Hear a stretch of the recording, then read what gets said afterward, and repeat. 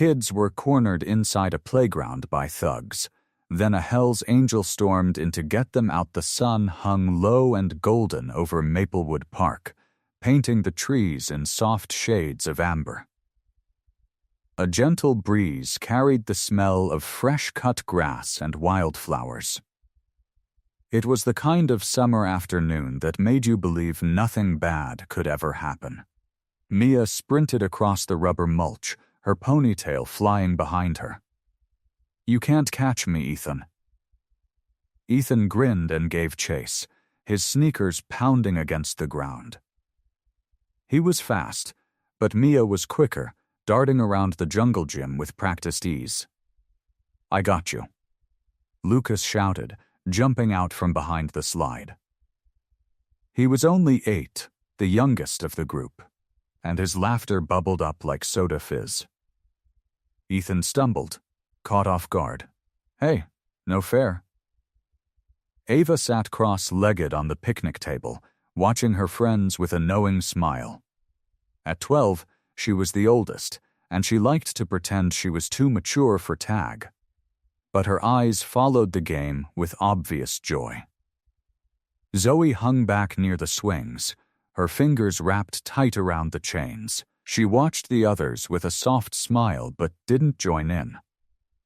She was 10, with big brown eyes that noticed everything. Her parents had taught her to be careful, to watch for danger. But today, the park felt peaceful. Today, there was nothing to worry about. Before you continue listening, please let me know where in the world are you watching from today. Now back to the story. Their bikes lay in a colorful heap by the wooden bench. Red, blue, green, pink, and a bright orange one with training wheels that Lucas refused to admit he still needed. Their sneakers rested beside the bikes, a jumble of laces and rubber soles. "Come on, Zoe," Mia called, waving her hand. "Play with us." Zoe hesitated for just a moment, then pushed off the swing and jogged over. Okay, I'm playing." The 5 of them laughed and chased each other around the jungle gym, their voices rising and falling like music. The park was empty except for them. No parents, no neighbors, just the sound of childhood joy. Ethan caught Mia by the sleeve. "Got you." Mia squealed and pretended to be upset. "No fair. I was slowing down." Ava rolled her eyes, but she was smiling. "You guys are so dramatic." Lucas did a cartwheel that ended with him flat on his back, giggling uncontrollably. "Did you see that? I'm a superhero." Zoe helped him up, brushing the dirt from his shirt. "You're definitely something." The afternoon stretched on, lazy and warm. The kind of moment that felt like it would last forever. The kind of moment you'd look back on and wish you could hold on to. Then Zoe noticed something. It was a small thing, barely noticeable. A group of figures approaching from the street. 5 of them, walking in a loose line. They were teenagers. Older, they walked with a swagger that made Zoe's stomach tighten. "Mia," she whispered, tugging at her friend's sleeve. "Look." Mia stopped laughing. The color drained from her face. The 5 boys crossed the grass, their shadows stretching long in the afternoon sun. The tallest one, a boy with dark hair and a sharp jaw, led the group. He wore a black hoodie despite the heat. His name was Jake, and he was 17. "Hey kids," Jake called out, his voice smooth and mocking. "Nice bikes you got there." The other 4 boys snickered behind him. They fanned out, surrounding the playground. Ava stood up slowly, her protective instincts kicking in. "We were just leaving." Jake laughed. It wasn't a friendly laugh. "No, I don't think you were." He pulled something from his pocket. Metal glinted in the sunlight. Wire cutters. Zoe grabbed Lucas's hand and pulled him close. Her heart pounded in her chest. Jake walked over to the fence behind the park entrance. With a steady hand, He snipped the chain-link fence, cutting a gap wide enough to seal them in. The metal screeched, a sound like fingernails on a chalkboard. "There," Jake said, turning back to face them. "Now no one can come in. And no one can get out." The kids huddled together behind the jungle gym. The colorful playground that had felt so safe moments ago now felt like a cage. "Here's how this works," Jake said, stepping closer. His boots crunched on the mulch. "You give us your bikes. And your sneakers. All of them." Ethan stepped forward, trying to look brave. "Why should we?" Jake's eyes narrowed. He took another step, then another. He was close now, close enough that Ethan could smell the smoke on his clothes. "Because if you don't," Jake said, his voice dropping to a low growl, "things are going to get very, very bad for you." Lucas started to cry. Big fat tears rolled down his cheeks. Zoe wrapped her arms around him, her own eyes wet. "Please," Zoe whispered. "Please just let us go." Jake smirked. He took another step closer.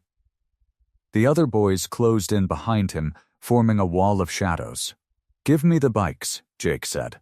"Give me the sneakers. And maybe, just maybe, I'll let you walk away."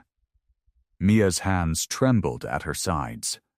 She looked at her friends, at their scared faces, at their bikes lying helplessly by the bench. She didn't know what to do. She didn't know how to make it stop. Jake stepped closer still. His shadow fell over them, dark and cold. "Tick-tock, kids," he said. "I don't have all day." Jake grabbed Ethan's bike by the handlebars. He lifted it high, then slammed it down hard against the ground. The metal frame clanged and the front wheel bent at a sad, crooked angle. "No," Ethan shouted, his voice cracking. The other boys laughed. One of them grabbed Mia's pink bike and tossed it aside like it was trash. Another scooped up a pile of sneakers and held them up like a trophy. "Nice kicks," Devin said, holding Zoe's shoes above his head. Zoe gasped. "Those were my birthday present." The boys kept circling, their laughter loud and mean. The kids pushed together tighter, like a small flock of birds trying to hide from a storm. "Help!" Lucas screamed, his small voice raw and desperate.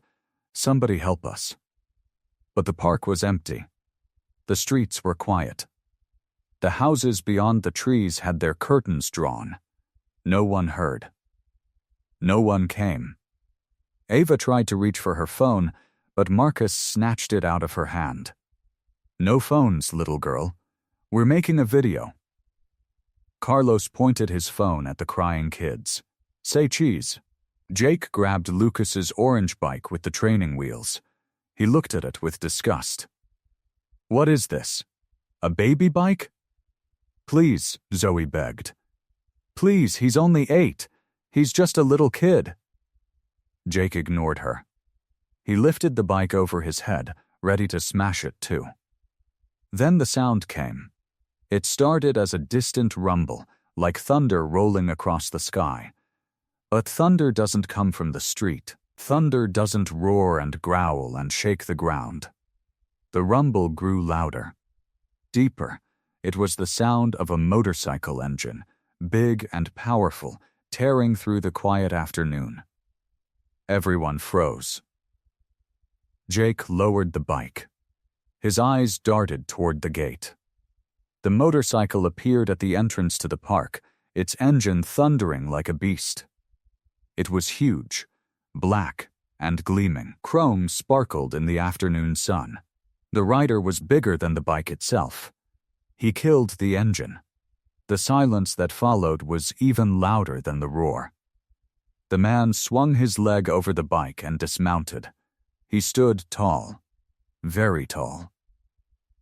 He was broad and thick, with arms like tree trunks covered in faded tattoos. His leather vest was covered in patches and pins, the largest one reading Hell's Angels in bold letters across the back. He pulled off his helmet and hooked it on the handlebar. His face was weathered, lined with years of sun and wind. His beard was thick and salt and pepper gray. His eyes were dark and steady. They did not blink. He walked toward the gap in the fence. His boots crushed the mulch with heavy, deliberate steps. The teens backed away. Their swagger vanished. Their laughter died in their throats. Jake dropped Lucas's bike. It clattered on the ground. The man stepped through the cut fence and stood in the middle of the playground. He crossed his arms over his massive chest. His shadow fell over the entire group. He said nothing. He just looked at them. Slowly, carefully, he looked at Jake. Then at Marcus, then at Devin, then at Tyler, then at Carlos. His gaze was calm, not angry, but it was heavy, heavy like a weight pressing down on their shoulders. Jake swallowed hard. His voice came out shaky. "Hey man, we were just playing around. No harm done." The man didn't move. His arms stayed crossed. His eyes stayed fixed. The kids peeked out from behind the jungle gym. Mia's heart pounded in her chest. But she felt something new. Something warm growing in her belly. Hope. The big man looked at them, at Lucas crying, at Zoe shaking, at Ethan's bent bike, at Ava's scared face, at Mia's trembling hands. Then he looked back at the teens. And he released his arms. He didn't yell. He didn't threaten. He just stood there, patient as stone, waiting for them to realize who they were dealing with. The teens looked at each other. They looked at the man's vest, at his tattoos, at his size. They knew. They had made a terrible, terrible mistake. Bruno said nothing. The silence stretched on like a rubber band being pulled too tight. The only sound was the soft whimper of the wind through the trees, as if even nature was holding its breath. Jake's friends fidgeted. They looked at each other with wide, unsure eyes. They had expected a fight, maybe a chase. They had not expected this. A statue. A mountain. A man made of nothing but stillness and patience. Jake tried to puff out his chest. It didn't work. His voice cracked when he spoke. "What are you gonna do, old man?" Bruno's face didn't change. He just reached into the pocket of his leather vest with slow, careful movements. His thick fingers fumbled for a moment before pulling out a crumpled piece of paper. It was folded into neat squares, worn soft at the edges like it had been opened and closed 1,000 times. He held it out, not to Jake's friends, not to the kids, just to Jake. Jake blinked. "What is that?" "Take it," Bruno said. His voice was a low rumble, not angry, just tired, deeply, achingly tired. Jake hesitated. He looked around at his friends. Marcus shrugged. Devin looked like he wanted to be anywhere else. Jake grabbed the photo and unfolded it. The picture was slightly wrinkled, the colors slightly faded. It showed Jake about a year ago. His hair was a little shorter. He was wearing his favorite blue t-shirt. He had a wide, genuine grin on his face, the kind he only showed when he forgot to act tough. And there was Barbec sauce smeared on his cheek. Next to him sat Bruno, laughing, his big arm around Jake's shoulders.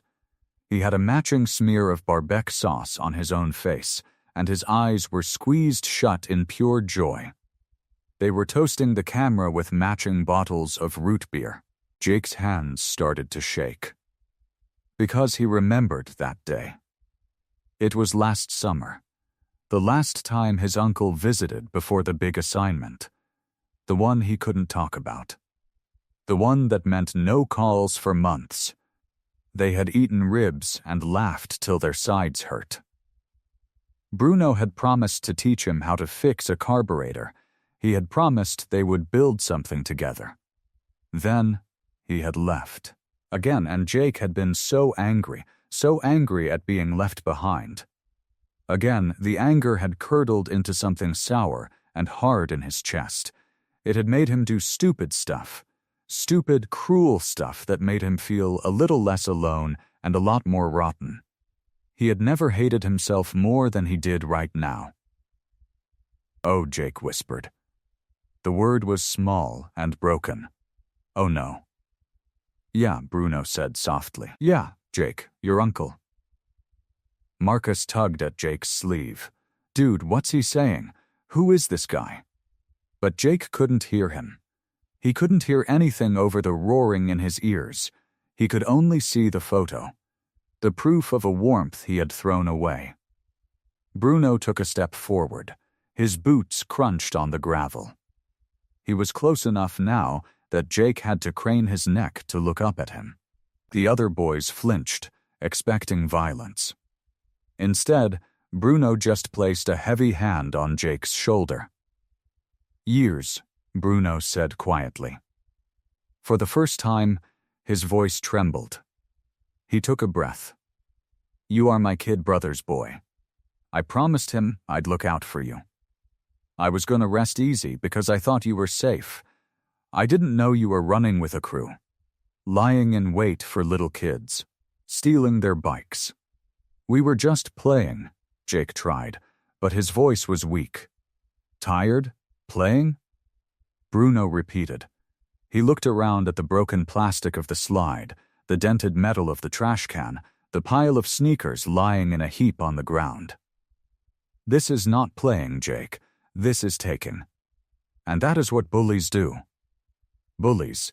I didn't teach you to be a bully." Jake's lower lip wobbled. "I'm not a bully," he whispered, hating how small he sounded. "Good," Bruno said. He nodded slowly. "Then you won't mind proving it." He snapped his fingers, and the sound was like a gunshot in the sudden quiet.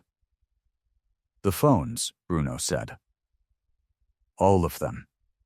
Hand them over." Jake's eyes went wide. "What? You heard me. All your phones." Now, and without knowing why, his hands moving on their own, Jake pulled out his phone. So did the others. One by one, 5 phones landed in Bruno's outstretched palm. The big man looked at the pile of technology in his hand. He looked back at the teens. "Good. You are all going to apologize to these fine kids. You're going to listen to them. And then you are going to build them a new treehouse to replace the one you kicked apart." Marcus sputtered. "You can't make us do that." "I can call your parents," Bruno said flatly. "Or I can call the cops. Your pick." The boys paled. They looked at each other. Defeated, one by one, they let their hands and their heads drop. Jake looked at the ground. He looked at the toes of his own scuffed sneakers. Slowly, shakily, he nodded. "We're sorry." He got out. His shoulders slumped, quiet, wrecked, and tired. "Sorry doesn't fix anything," Ethan said, his voice hard, but he sounded less steady now. Ava stepped forward, her hands on her hips. "But it's a start," she said firmly. Bruno allowed himself a small smile. It was tiny, but it was real. "Come on," he said, jerking his head toward the playground. "Let's go see what we're working with." He walked past them all, hands in his pockets, quiet and calm, toward the broken wood of the old fort. Toward a family that was broken. Toward a promise that had to be kept. Behind him, the teens shuffled their feet. The kids stared. Mia looked at Bruno's back, then at Jake's crumpled face. And she smiled. The greatest secrets were just beginning to unfold. Bruno's hand stayed on Jake's shoulder. Heavy, warm, steady, like an anchor in a storm. "I need the truth now," Bruno said, his voice low and soft. Not a command. A plea. "Why, Jake?" Why would you do this to little kids? Jake's throat tightened. He wanted to lie. He wanted to make up some story about being dared, about it being a joke. But the photo was still in his hand, and his uncle's eyes were still on him, and the truth came out like a confession. It was for the challenge, Jake mumbled. The viral one. Get 1,000 followers and you win a cash prize. We thought if we filmed ourselves taking bikes and scaring kids, people would think we were cool. They'd follow us. They'd like us. His friends nodded, their faces red with shame. Marcus stared at the ground. Devin picked at a loose thread on his jacket. Tyler and Carlos looked like they wanted to disappear into the earth. We didn't think it would hurt anyone, Marcus said quietly. We just wanted attention. Attention, Bruno repeated. The word hung in the air, heavy and sad. You wanted attention so bad that you scared little children. You took their bikes. You left them crying. Jake flinched. We didn't make them cry, no, Bruno said, cutting him off gently. You didn't have to. Fear does that all on its own. He turned to look at the kids. They had huddled together near the slide, a small cluster of frightened birds. Mia stood in front of the others, her chin lifted even though her hands were shaking. Zoe clutched Lucas's sleeve. Ethan stood stiff and silent, his fists clenched. Ava had her arms wrapped around herself, but her eyes were dry and fierce. Bruno looked at them, really looked. He saw their scraped knees and their torn shirts. He saw the fear still swimming in their eyes. He saw the way they pressed close to each other, finding safety in numbers. You kids okay? He asked softly. Mia nodded, but her voice wobbled when she spoke. We're fine. We're brave. Bruno's heart ached. He knew what it cost a child to say those words when they felt anything but brave. He turned back to the teens.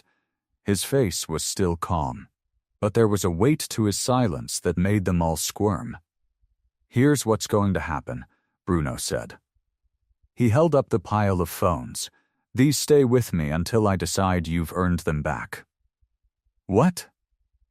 Tyler cried out. You can't take our phones.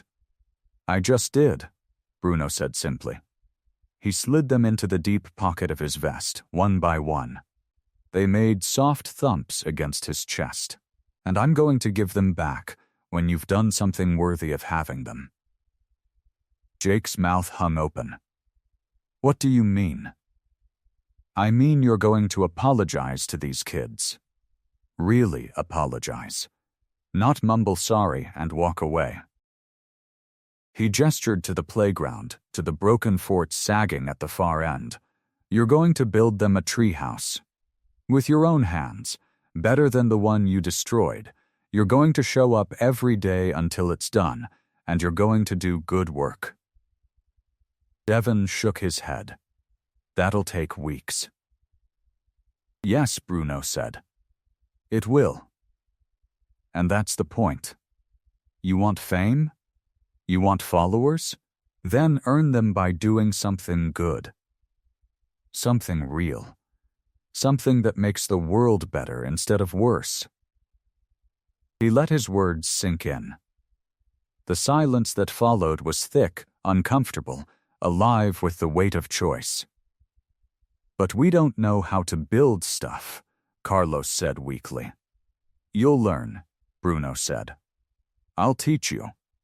And you'll learn more than how to hammer nails. You'll learn what it feels like to make something instead of breaking it. Jake looked at his scuffed sneakers. He thought about the photo in his hand, the one with barbecue sauce on his cheek and real laughter in his eyes. He thought about who he used to be before the anger and the followers and the stupid games. Slowly, shakily, he stepped forward. He stopped in front of Mia and the others. He looked at them. really looked at them. They were just kids, small and scared and no different from who he used to be. "I'm sorry," he said. His voice cracked, but he didn't stop. "I'm sorry for taking your bikes. I'm sorry for scaring you. I'm sorry for being a bully." Marcus stepped up beside him. "Me too. I'm sorry." Devon shuffled forward. "Sorry." Tyler came next, his eyes wet. "I didn't mean to make you cry. I'm sorry." Carlos was last. He knelt down until he was eye level with Lucas, who was peeking out from behind Zoe. "I'm real sorry, little man. We were jerks. That's not okay." One by one, they all knelt down in the dirt. 5 teenage boys, heads bowed, hearts open, asking for something they had never given before. Forgiveness. The kids looked at each other. Zoe's lip trembled. Ethan's stiff shoulders slowly loosened. Ava's arms dropped to her sides. Lucas took a step forward. His small hand reached out and touched Carlos's shoulder. "It's okay," he said softly. "Everybody makes mistakes." Mia felt something warm bloom in her chest. She moved forward and placed her hand on Jake's head. "We'll forgive you," she said. "But you have to be better now. Promise?" Jake looked up at her. His eyes were red, but they were clear. "I promise." The tension that had been coiled tight in the air loosened. It unwound like a string, soft and quiet. The kids exhaled. The teens exhaled. And Bruno, standing watch over all of them, felt something shift in his chest too. Maybe this could be a new beginning. The late afternoon sun painted everything in gold. Bruno helped Jake and his friends gather the bikes and sneakers from where they had scattered them behind the bushes. One by one, they carried them back to the playground, setting them down in a neat row. "All right," Bruno said, wiping his hands on his jeans. "Time to give these back to their owners." The kids had been watching from the slide, their eyes wide and curious. When they saw their bikes and sneakers being returned, they crept forward, hesitant at first. Mia was the first to step closer. She looked at her pink bike with the streamers on the handlebars, then at Bruno. "Really?" she asked. "Really," Bruno said.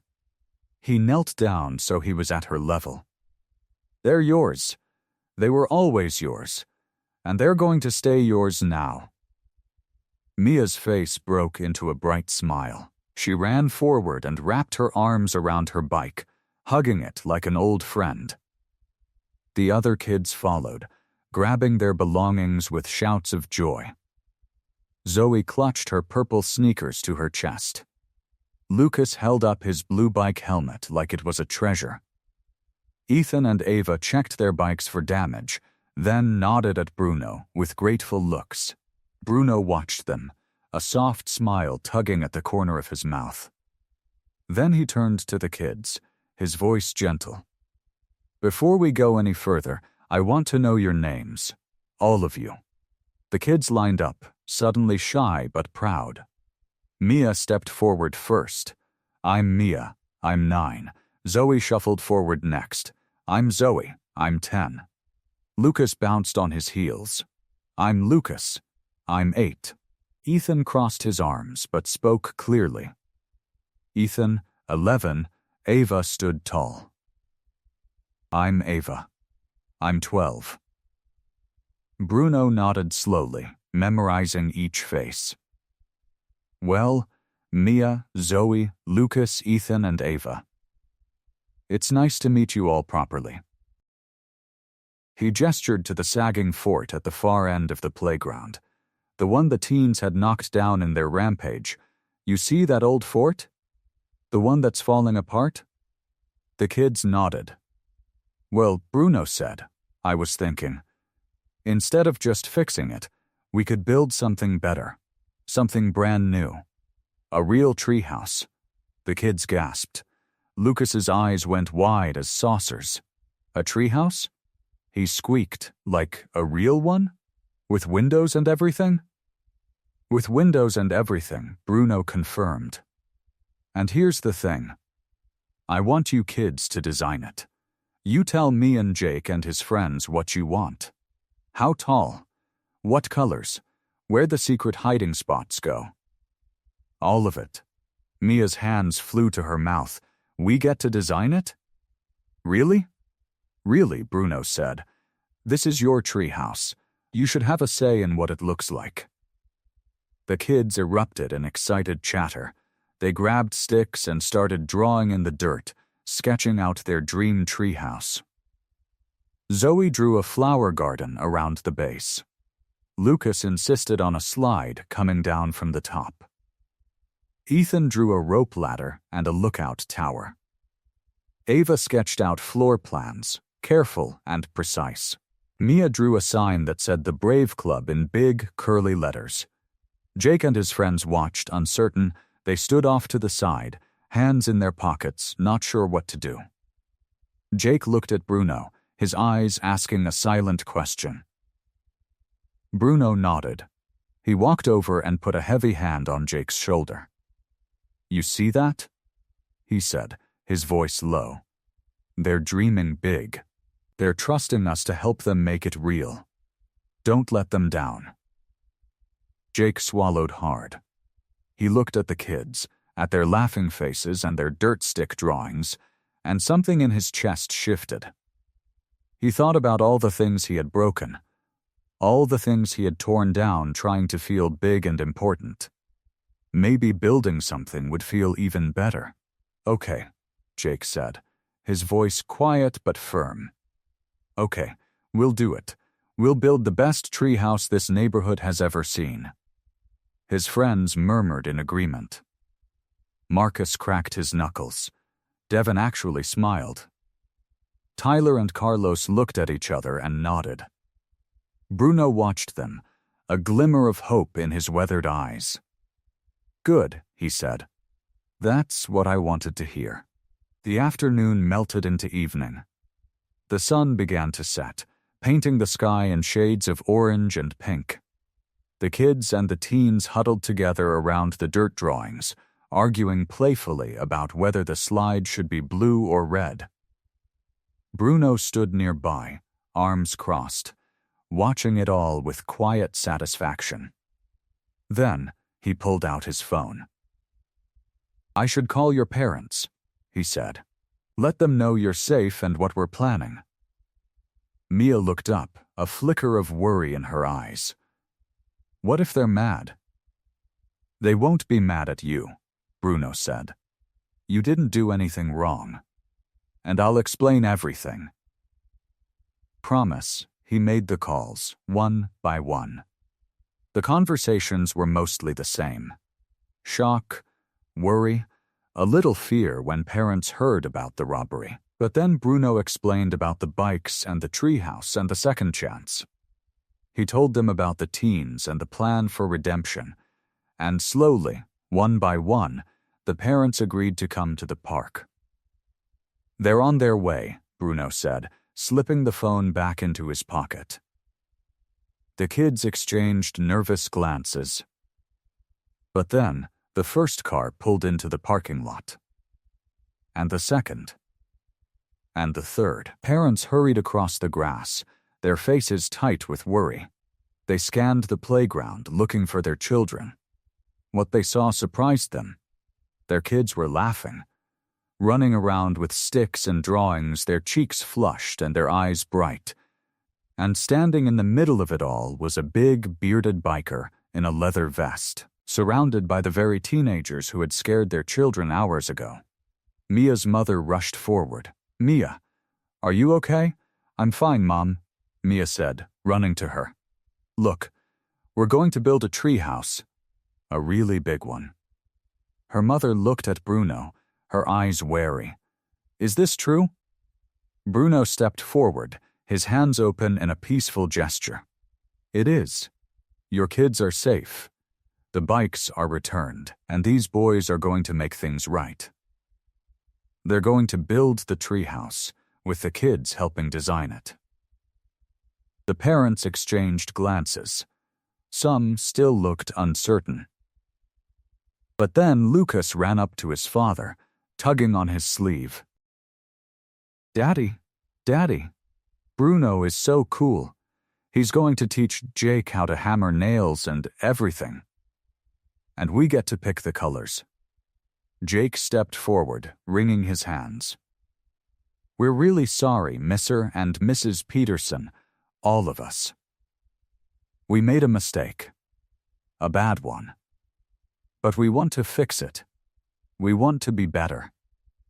The silence stretched, heavy and uncertain. Then Mia's mother let out a long breath and knelt down to hug her daughter. "Okay," she said softly. "Okay, we'll give them a chance." The other parents nodded slowly. One by one, they moved closer to their kids, wrapping them in hugs and checking for injuries. The tension dissolved like morning mist. "Thank you," Ava's father said to Bruno. "For keeping them safe. For handling this the right way." Bruno shook his head. "I just did what needed to be done. These kids are important. This neighborhood is important. We all have to look out for each other." The sun dipped lower, casting long shadows across the playground. The kids gathered around Bruno, saying their goodbyes. Mia hugged him around the waist. Lucas high-fived him with both hands. Ethan gave him a quiet nod of respect. Zoe thanked him in a soft whisper. Ava shook his hand like a grown-up. "We'll see you tomorrow, Bruno?" Lucas asked hopefully. "Count on it," Bruno said, his voice warm. "We've got a tree house to build." The kids waved as they walked away with their parents. Bruno stood alone in the growing twilight, watching them go. His vest was heavy on his shoulders. His heart was light in his chest. For the first time in a long time, he felt like he was exactly where he was supposed to be. The playground had gone quiet. The kids were gone, their laughter still echoing in Bruno's chest. The parents had taken them home, and now the evening settled around the park like a soft blanket. Bruno sat on the bench near the broken fence, the one the teens had cut through just hours ago.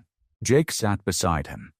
Marcus, Devin, Tyler, and Carlos stood in a loose line, shuffling their feet. Bruno reached into his vest and pulled out 5 phones. One by one, he handed them back.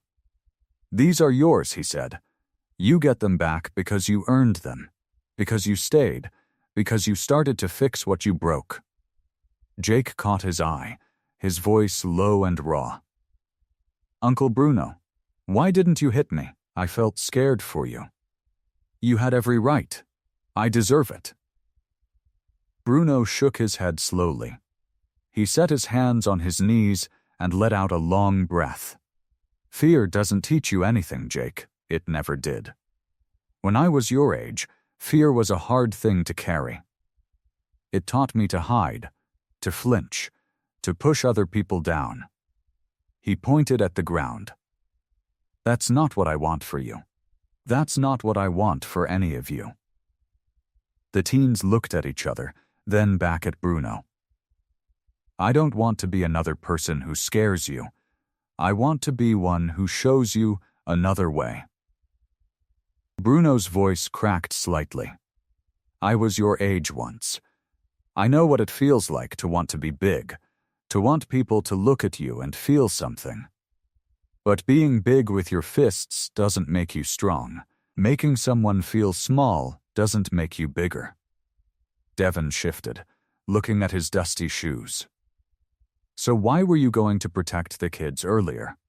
If fear doesn't teach anything?" Bruno nodded.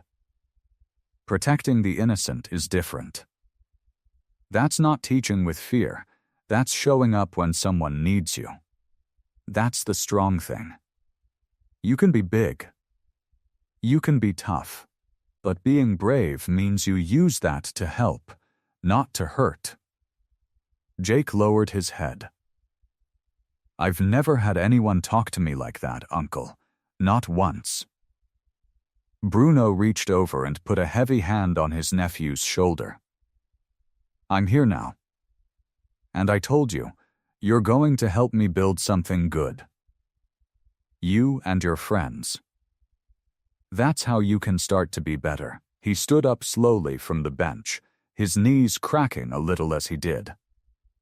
He looked at the broken fence, the sagging fort, and the scattered drawings in the dirt. Then he turned back to the teens. Tomorrow, when the sun comes up, we're going to fix that fence. We're going to tighten the posts. We're going to build the treehouse, bright and solid. And every nail we hammer, we'll be hammering out something bad that we did. That's a promise from me. And a promise it will be fine. Jake nodded, a run in his voice.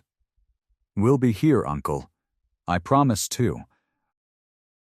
Bruno watched them collect their phones and bikes. They moved toward the path, kicking stones and talking low. One by one, they passed through the gate.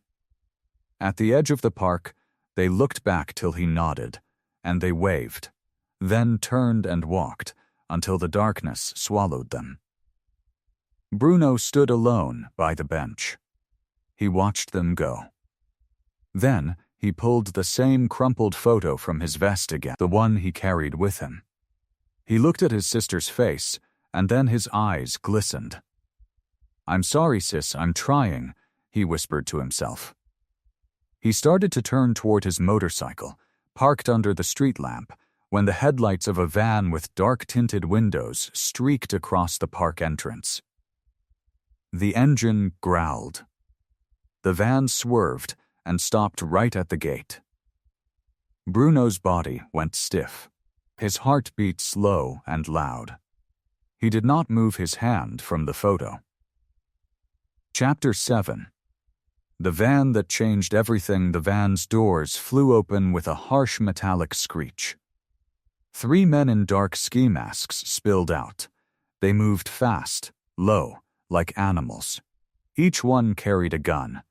The one in the lead, a stocky man with nervous eyes, held his weapon pointed at the ground, but his finger was on the trigger. Bruno did not move. His heart pounded slow and heavy in his chest. He kept his hands still at his sides. He knew these men. He knew their walk, their posture, the way they held their weapons. Rick, Danny, Sal, his old informants. Bruno. Rick called out, pulling off his ski mask. His face was slick with sweat. His eyes were wild.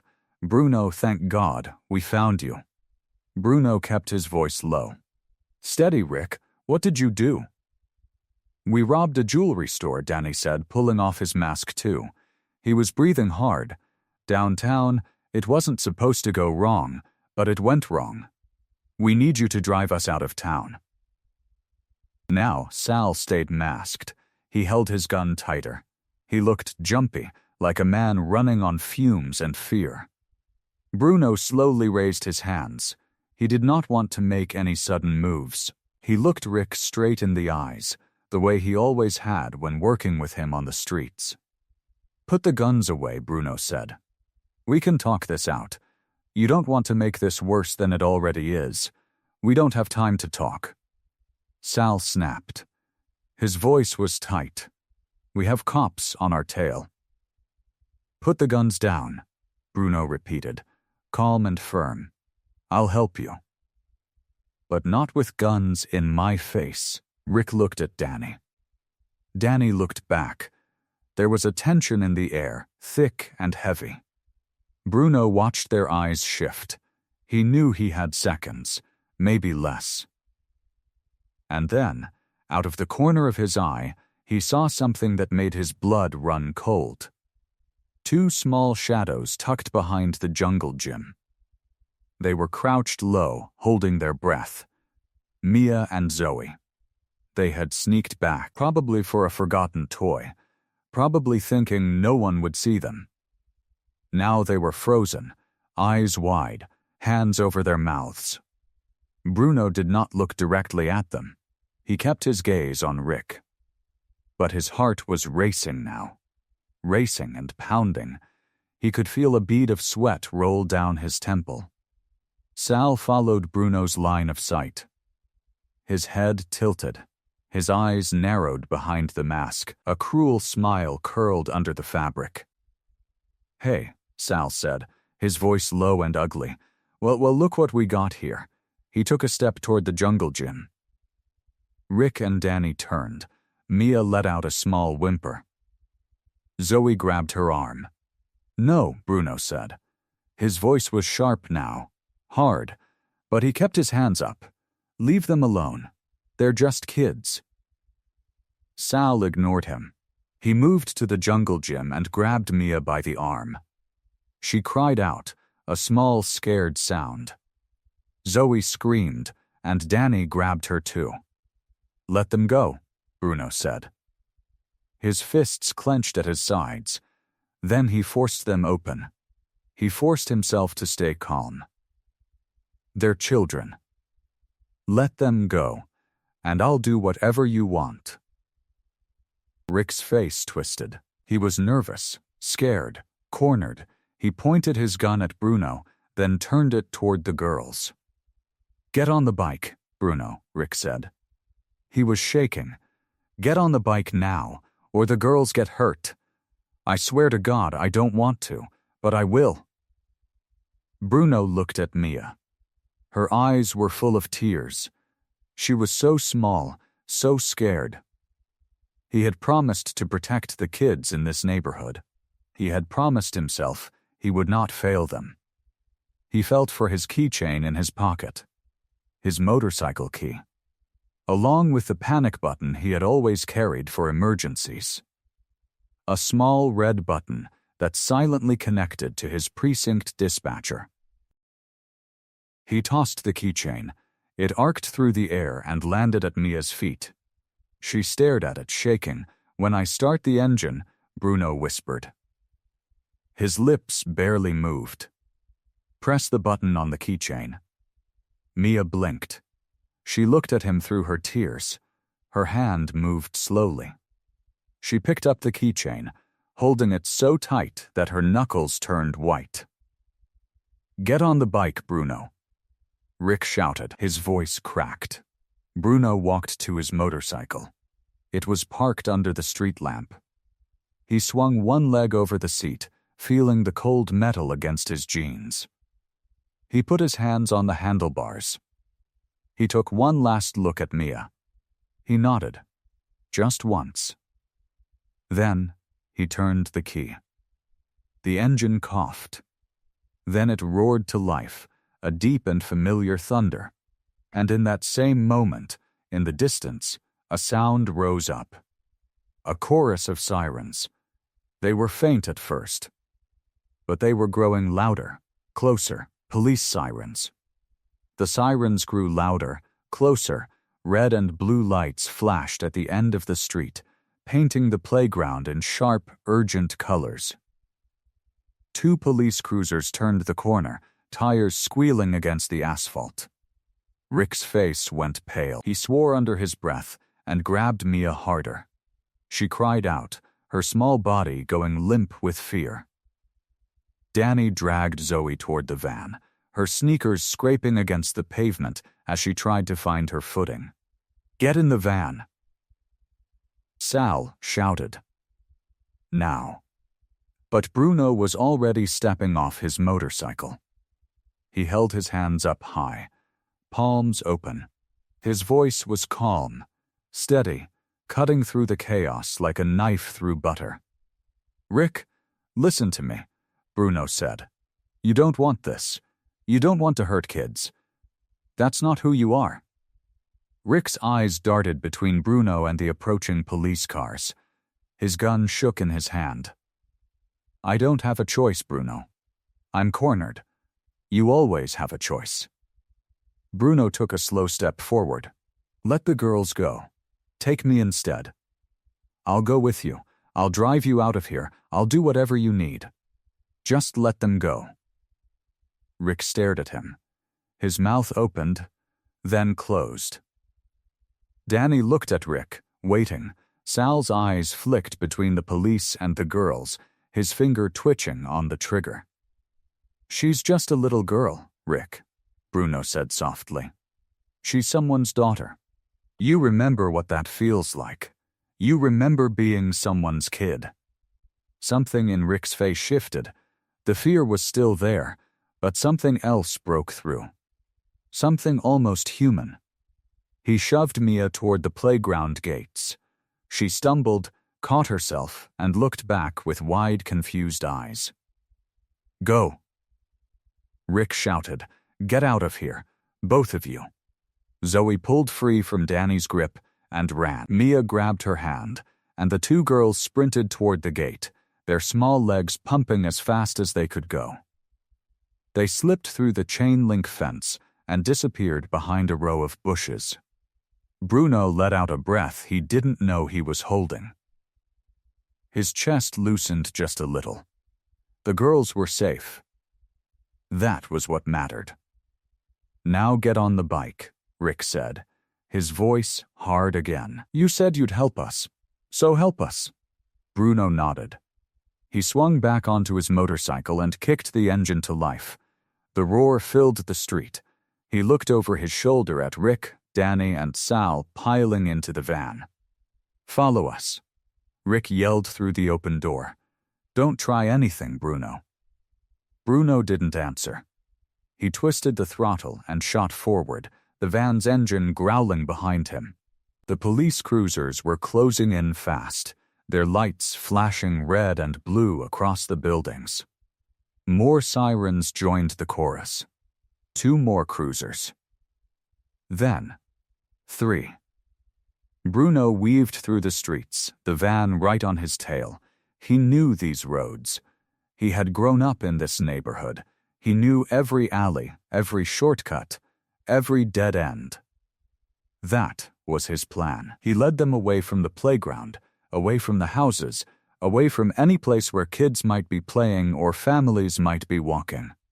He turned down a narrow side street, then another, then another. The van followed, tires squealing around each corner. Behind them, the police stayed close, not close enough to catch them, but close enough to keep the pressure on. Bruno glanced in his mirror. Rick's face was tight, his knuckles white on the wheel. Sal was shouting something, but Bruno couldn't hear it over the wind and the sirens. One more turn. Then, another. The buildings grew older, more worn down. Factories and warehouses lined the streets, their windows dark and empty. The road narrowed, and the pavement cracked and crumbled. Up ahead, Bruno saw it. A chain-link fence at the end of a dead-end street. Beyond it stood an old abandoned warehouse, its roof sagging in the middle, its doors hanging off their hinges. Perfect. Bruno slowed his bike just enough to let the van pull up alongside him. He pointed at the warehouse. Rick nodded, understanding. The van swerved into the dead end and screeched to a stop in front of the fence.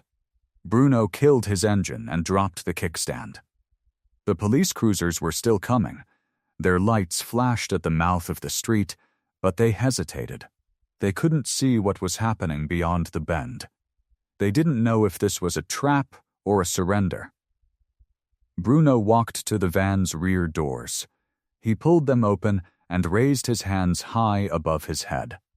"I'm unarmed," he called out. "I'm the hostage." Rick, Danny, and Sal piled out of the van. They looked at Bruno, then at each other. For a moment, nobody moved. Then, Rick grabbed Bruno's arm and shoved him toward the warehouse door. Inside, Rick hissed. "Now." Bruno walked through the sagging doorway, his hands still raised. The warehouse was dark and cold, filled with old crates and rusted machinery. The smell of dust and decay hung in the air.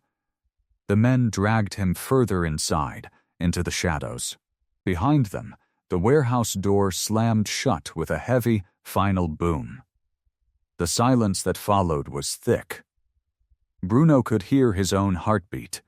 He could hear the men breathing. He kept his hands raised, waiting. Back at the playground, Mia crouched behind the bushes, her heart pounding in her chest.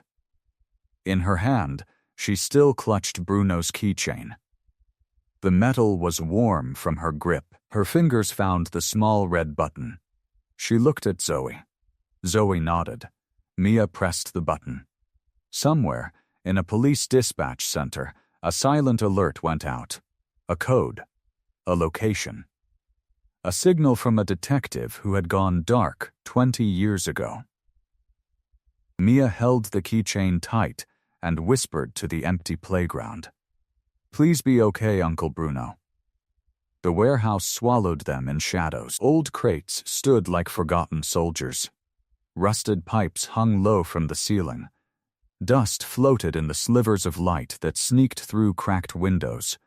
Bruno stood in the center of the room, his hands still raised. His leather vest looked heavy in the dim light, but his face was calm. Quiet, steady, Rick shoved him hard against a metal support beam. His voice came out sharp and loud. "What the hell were you thinking, Bruno? You led us right to a dead end. You got us cornered." Sal kicked a nearby crate. It splintered and cracked. His finger danced on the trigger of his gun. "You said you'd help us." Danny shouted. "You said you'd drive us out of here. Now what? Now what do we got?" Bruno did not flinch. He held his ground with both feet planted. "I meant it. I helped you. Those kids are safe now, and you still have a way out. But you need to trust me. You chose this spot, remember?" I just pointed at it. Rick's eyes narrowed. "You knew this place was a dead end. You knew. Because it's safe," Bruno said. "No kids, no families, no homes in the line of fire. The police have us pinned, but they're far enough back. We have time to breathe." Sal spat on the ground. "We don't need breaths, Bruno. We need answers." That's when Rick's phone buzzed. His hands shook as he pulled it from his pocket. The screen glowed bright blue, cutting through the dimness. He looked at the caller ID. His face went pale as old paint. "It's Victor," he whispered. "Put it on speaker," Bruno said. "Not a request. A quiet order." Rick tapped the screen, and a cold voice slid out on the phone's speaker. "You have exactly 5 minutes to settle this situation. I am watching from the rooftop across the street. Do not step out of the warehouse. Do not let the police near you. And do not listen to the biker. The biker is not your friend." The line went dead. Rick froze. Danny put the gun to the window, but his hand shook. Sal was pale too. Bruno stepped forward, slow and deliberate. He lowered his arms. "Rick," he said softly, "I was undercover for 20 years. I have been right where you are. I know what it feels like to be trapped between a hard place and 2 angry men. I know what it feels like to wonder if your boss will actually keep his word or have you disposed of. You don't know me, Bruno. I know enough," Bruno said. "Victor doesn't need you. You are a tool to him. You are a cleanup. The moment the police get close enough, he will put a bullet in you from that rooftop and walk away. He does not care about your kids. He cares about the money." Rick swallowed hard. "He watches you. He watches all of us. That shot could come from anywhere." Sal tucked his gun into his waistband like it was burning him. Bruno continued. "But here is what I can offer. I can protect you. I can protect your families. I can make sure that you and your families get witness protection if you testify against him. How do we know you are telling the truth?" Bruno reached into his vest and pulled out a folded piece of paper. He held it flat in the air. "This," he said, "is a signed document from a federal judge. It grants full immunity to anyone who gives testimony against Victor. And it was stamped yesterday. I was waiting for the right moment. The paper glowed in the dim light. Rick stared at it. Danny, Sal, they all looked at the paper and at Bruno. And if you take it? Danny said from his gut. Then you walk away, Bruno said. You go back to your families. You live a life where no one owns you. Sal let out a shaky breath.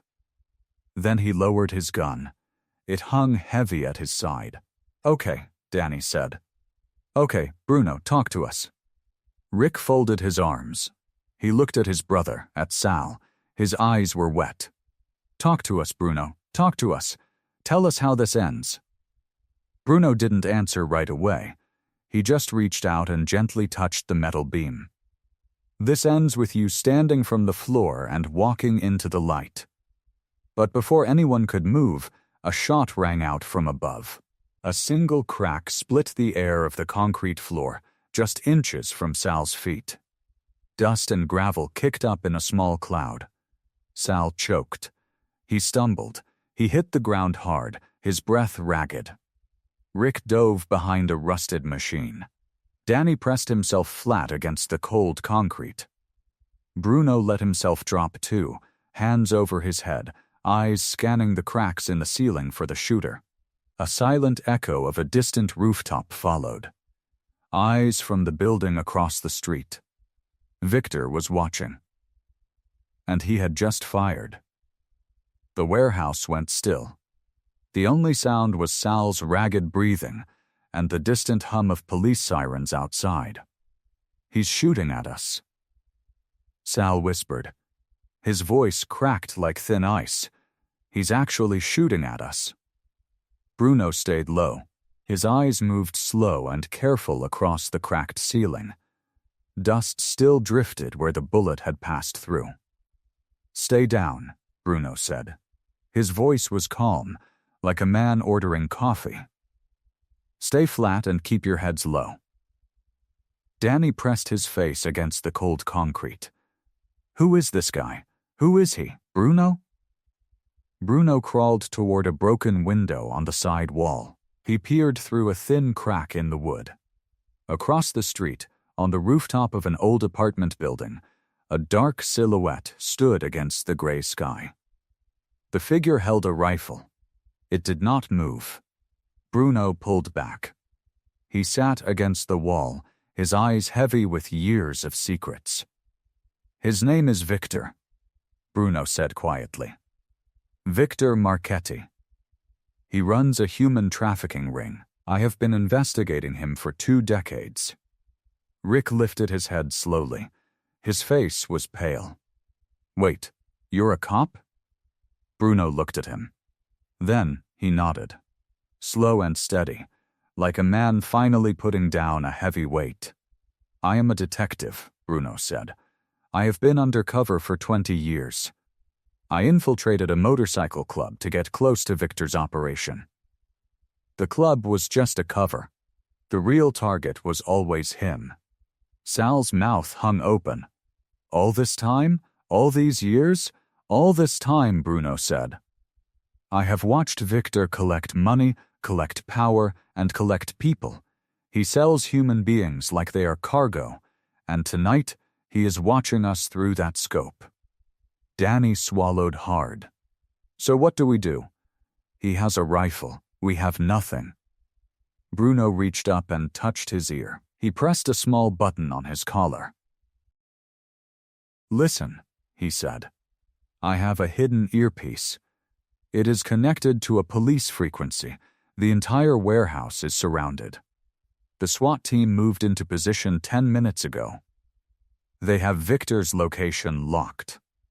Rick blinked. You had this the whole time? Bruno nodded. The only reason I brought you here is because this warehouse gives the police a clear view of that rooftop. Victor walked right into our trap. But I need you to trust me now. He reached into his vest and pulled out a folded paper. The same one from before, the federal immunity document. This is still real, Bruno said. It still counts. If you walk out of here unarmed and surrender to the police, I will personally make sure you and your families get witness protection. You will get new names, new homes, new lives." Sal looked at the guns on the floor. His own gun lay 2 feet away, black and cold against the dust. "And if we don't?" Sal asked. Bruno looked at him with soft, tired eyes. "Then Victor will kill you from that rooftop. He will do it before you reach the door. He has no use for people who fail him." The 3 men looked at each other. The sirens grew louder outside. Blue and red lights flickered through the cracked windows like distant lightning. Rick spoke first. His voice was quiet but clear. "I'm done," he said. "I'm done running. I'm done being scared." He stood up. He walked to his gun and kicked it away from him. It slid across the floor and hit the wall with a dull clang. Danny did the same. Then Sal. The 3 guns lay in a line on the concrete floor like forgotten toys. Bruno stood up slowly. He straightened his vest and walked toward the warehouse door. "Stay behind me," he said, "and keep your hands where they can see them." He pushed the heavy metal door open. The night air hit his face like a blessing. Floodlights washed over him. Police officers stood in a wide half-circle, guns drawn. A commander stepped forward, a tall woman with a stern face. Bruno raised his hands. "I am Detective Bruno Marsh. These men are surrendering voluntarily. They have agreed to testify against Victor Marchetti." The commander nodded. Officers moved forward, handcuffs ready. But then, a sound cut through the night. It was not a siren. It was a child's cry. Bruno turned his head toward the side of the building. Victor was there. He had come down from the rooftop while everyone watched the front door. He stood near a black car with its engine running, and in his hands he held 2 small figures, Mia and Zoe. The girls struggled. Their eyes were wide with fear. Victor's arm wrapped around Mia's neck, and his other hand held a pistol pressed against Zoe's side. "Bruno!" Mia screamed. "Bruno, help us!" Victor smiled. It was a thin, cold smile, like a knife in winter. "Detective," Victor said, "how nice of you to finally step into the light. Now listen carefully. I want the safe code. The one from your old evidence locker. The one that leads to my money. Give it to me. Or I will put a bullet through both of these little girls." The night went silent. The only sound was Mia's shaking breath. The night air was cold and sharp. Victor stood there, his arm locked around Mia's neck, his pistol pressed against Zoe's side. The 2 girls trembled like leaves in a storm. Their eyes searched for Bruno, the man they had come to trust more than any adult in their lives. Bruno did not move. He stood tall in the dim light of the police floodlights. His vest was heavy on his shoulders. His hands hung open at his sides. "Let them go, Victor," Bruno said. His voice was low and warm, like an ember in a dying fire. "This is between you and me. They are children. They have nothing to do with your war." Victor laughed. It was a dry, bark-like sound that did not reach his eyes. "Nothing to do with it?" he said. "They are everything to do with it. They are the reason you came out of hiding. They are the lever that moves the whole machine." Mia whimpered. Zoe squeezed her eyes shut. Victor held up one hand, the pistol still in the other. "The safe code. Detective, the one from the evidence locker. Give it to me now, or I will put a bullet through both of these little girls." Bruno's jaw tightened. But he did not raise his voice. He did not rush forward.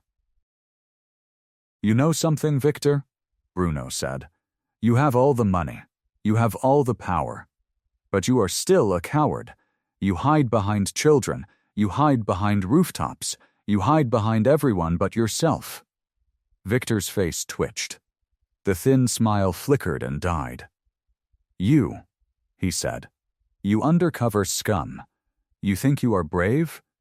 You stand there in your little vest, surrounded by paperwork. I have blood on my hands, boy. I have done what needed doing. Bruno shook his head. You have done what you could do. And it has made you small and hard and alone. The words hung in the air like dust in sunlight. Victor stared at Bruno. Then he did something surprising. He pushed the girls forward, away from him. They stumbled and tripped, and police officers rushed to grab them, pulling them into their arms like precious cargo. Victor took a step forward. He closed the distance to Bruno until they stood face to face. I saw it in your file, Victor said with a grin, that you would be the one to take me down. But you left your gun at the warehouse door, detective. Now you are just a man, standing in the dark. Bruno did not smile back. Walk with me, he ordered the girls in point of public display. We have something in common, he spoke loud enough to feed her of the police. We are both men of reputation, and what we built in this town will be remembered. Movements away. He moved away, slow toward his motorcycle parked beyond the jungle gym. The crowd parted. No one moved to stop them. The street was wide and open, and there were too many people to risk shouting. Victor stayed close to Bruno. He kept his hand in his pocket, but there was something in his eyes. A flicker. A final calculation. They walked past the jungle gym. The fence glowed under the floodlights, and Bruno saw the half-built covered slopes in the corner.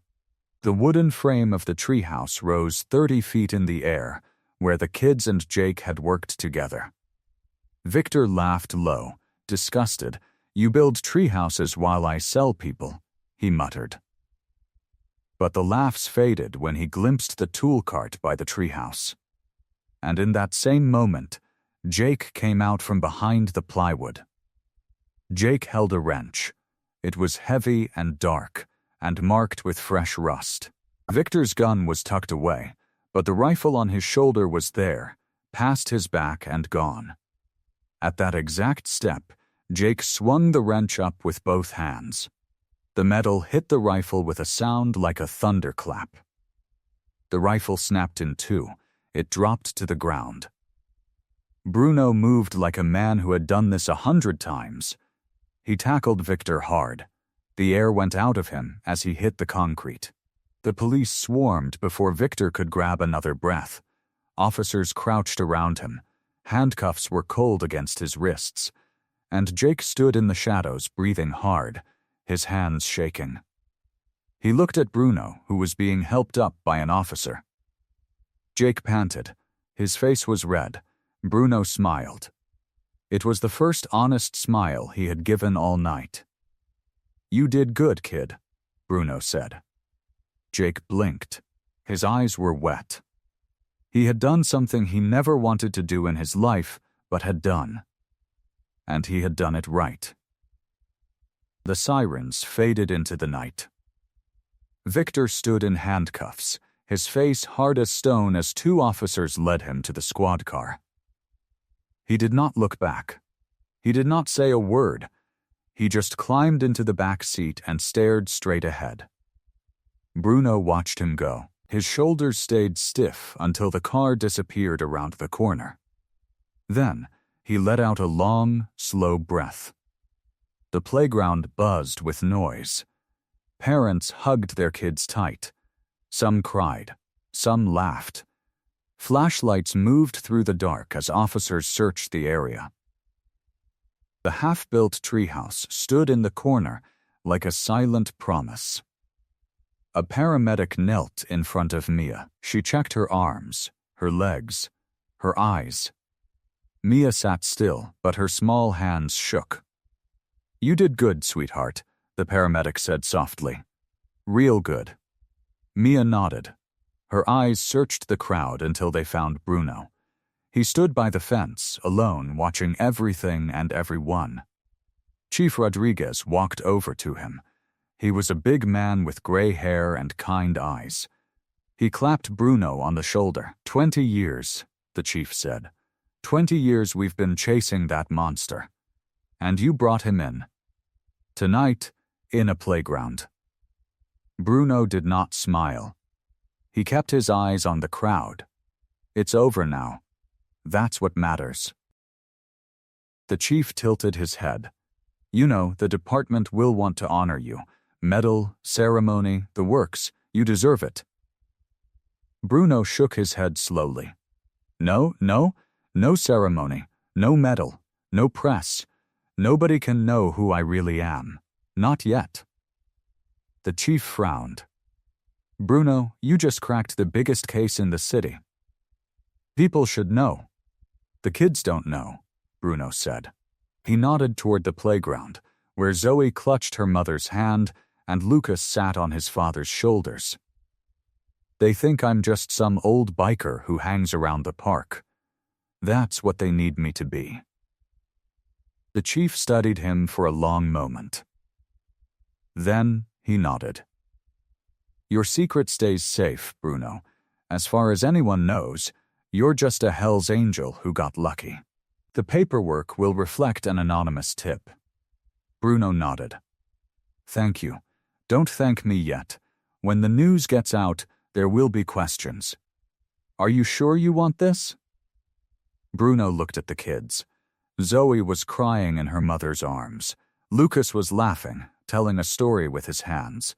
Ethan stood quiet, but he held his little brother's hand tight. I'm sure, Bruno said. Let them see a hero. Not a cop. Not a secret. Just a man who rides a motorcycle and cares about kids. The chief squeezed his shoulder once more and walked away. Hours passed. The crowd thinned. Parents took their children home one by one. The floodlights dimmed. The street grew quiet. Bruno sat on a wooden bench near the jungle gym. The night was cool. The stars were bright. He heard footsteps on the gravel. Jake came first. Then Mia. Then Zoe, Lucas, and Ethan. They walked slowly, like they were afraid he might disappear. You're still here, Mia said. Bruno smiled. Where else would I be? Jake sat down next to him. The kids gathered around, some on the bench, some on the ground. They looked at him with tired eyes. You saved us, Lucas said. You were so brave. Bruno looked down at his hands. They were rough and scarred, hands that had done a lot of things. Some good, some not. I need to tell you something, he said. His voice was low. Something I should have told you a long time ago. Jake frowned. What do you mean? Bruno took a deep breath. A long time ago, I was not a Hell's Angel. I was a police officer. Undercover, I pretended to be a biker to catch bad people. Really bad people. Like Victor. The kids went quiet. Zoe whispered, So you are not really a biker? I am, in a way, Bruno said. But it's not who I really am. I am a detective. And tonight I did what I was sent here to do. Jake stepped forward. His face was pale. You lied to us? I had to, Bruno said. To protect you. To protect the case, and to bring down men who hurt a lot of people. Jake looked at the ground. He kicked a small stone. Does it matter? Mia asked. Bruno looked at her. Does what matter? That you were a cop, she said. You still saved us. You still built the treehouse with us. You still taught Jake how to be better. Zoe nodded. You are still Uncle Bruno. Lucas walked up and hugged Bruno's leg, his small arms wrapped tight. You are still my hero, Lucas said. Bruno felt his throat tighten. He blinked hard. Then Jake looked up. His eyes were wet, but he smiled. You lied to us, Jake said. But you did it to keep us safe, so I don't care. You are family. That does not change. They all moved in. The kids hugged him, all at once. Bruno knelt and wrapped his big arms around them. His chest shook. "Thank you," he whispered. They stayed that way for a long moment. The streetlights hummed, the night air cooled their skin. Finally, Bruno pulled back. He looked at each of them, one by one. "I have to go away for a while," he said. Their faces fell. "What?" Zoe asked. "Why?" Bruno took a deep breath. "Because of what happened tonight. The people I took down have friends, dangerous friends, and they might come looking for the man who stopped them. That man is me. But you can hide here," Lucas said. "We can hide you." Bruno smiled. "There is a program. It keeps people safe. It gives them new names for a little while. I need to do this. For you. For your families. So no one gets hurt because of me." Mia's eyes filled with tears. "How long?" "A few months. Maybe more. I will come back when it is safe. I promise." Jake punched the bench. "That is not fair. We just found you." "I know," Bruno said. "But family protects each other. And this is how I protect you." They were quiet. The wind moved through the trees. Lucas stepped forward. He reached into his pocket and pulled out a small painted rock. It was blue with a red heart on it. "Take this," he said. "It will keep you brave." Bruno took the rock. He held it in his big palm like it was made of gold. "Thank you, Lucas." One by one, the kids hugged him again. There were tears. There were brave faces. There were promises to write letters. Then Bruno stood. He looked at the half-built treehouse rising in the dark. "I will be back," he said. "And when I am, we will finish that treehouse together." "You hear me?" "We hear you," they said together. Bruno nodded. He turned and walked toward the shadows. The kids watched him go, standing close to each other. Jake called out, "Hey, Uncle Bruno?" Bruno stopped and looked back. "You better come back," Jake said, "because that treehouse needs a foreman." Bruno smiled. It was the kind of smile he had not worn in 20 years. "I will," he said. "I promise." The morning sun rose soft and golden. The park was quiet. Only the birds sang. Bruno arrived at the playground wearing plain clothes. No leather vest, no motorcycle jacket, just a simple gray shirt and old jeans. He looked different. Smaller, somehow, but his eyes were the same. Kind and steady. The parents were already there. Mr. Okafor stood by the bench with his wife. Mia's mom held a coffee cup with both hands. Zoe's father leaned against the fence. They had all come to say goodbye. Bruno stopped at the gate. He looked at the half-built treehouse. Then he looked at the parents. "You did not have to come," he said softly. Mr. Okafor stepped forward. He was a tall man with a gentle voice. "Yes, we did." One by one, the parents came up to him. They shook his hand. Some hugged him. Mrs. Chen, Lucas's mother, pressed a small paper bag into his palm. "Cookies," she said, "for the road." Bruno looked at the bag. His throat tightened. "Thank you. We owe you everything, Miss," Okafor said. "Our children are safe because of you." Bruno shook his head. "Your children are safe because they are brave. I just happened to be there." Mia's mom wiped her eyes. "That is not true, and you know it." Bruno did not argue. He just nodded and walked toward the jungle gym. The kids were waiting under the slide. They wore their best clothes. Their faces were clean. Their eyes were red. Mia stood in front. She held something behind her back. "You are leaving," she said. It was not a question. Bruno knelt down. "I am, but I will come back." "We know," Zoe said. "You promised." Lucas ran up and wrapped his arms around Bruno's neck. Bruno held him tight. "I do not want you to go," Lucas whispered. Bruno pulled back and looked at him. "I know, buddy, but sometimes heroes have to take a different road for a while." Lucas sniffed. "But you are coming back to finish the treehouse." Bruno smiled. "That is a promise." He reached into his pocket and pulled out something small and black. It was a patch. A little angel wing, stitched with white thread. "These came from my vest," he said. "I took them off this morning. I want each of you to have one." He handed a patch to Mia, then to Zoe, then to Lucas, Ethan, and Ava. They held them like they were precious treasures. "As long as you have this," Bruno said, "I will be watching over you. No matter where I am, it is like a piece of me stays with you." Mia looked at the patch in her hands. A tear rolled down her cheek. "We will keep them forever." Bruno stood up. He looked at Jake, who hovered at the edge of the group. Jake stepped forward.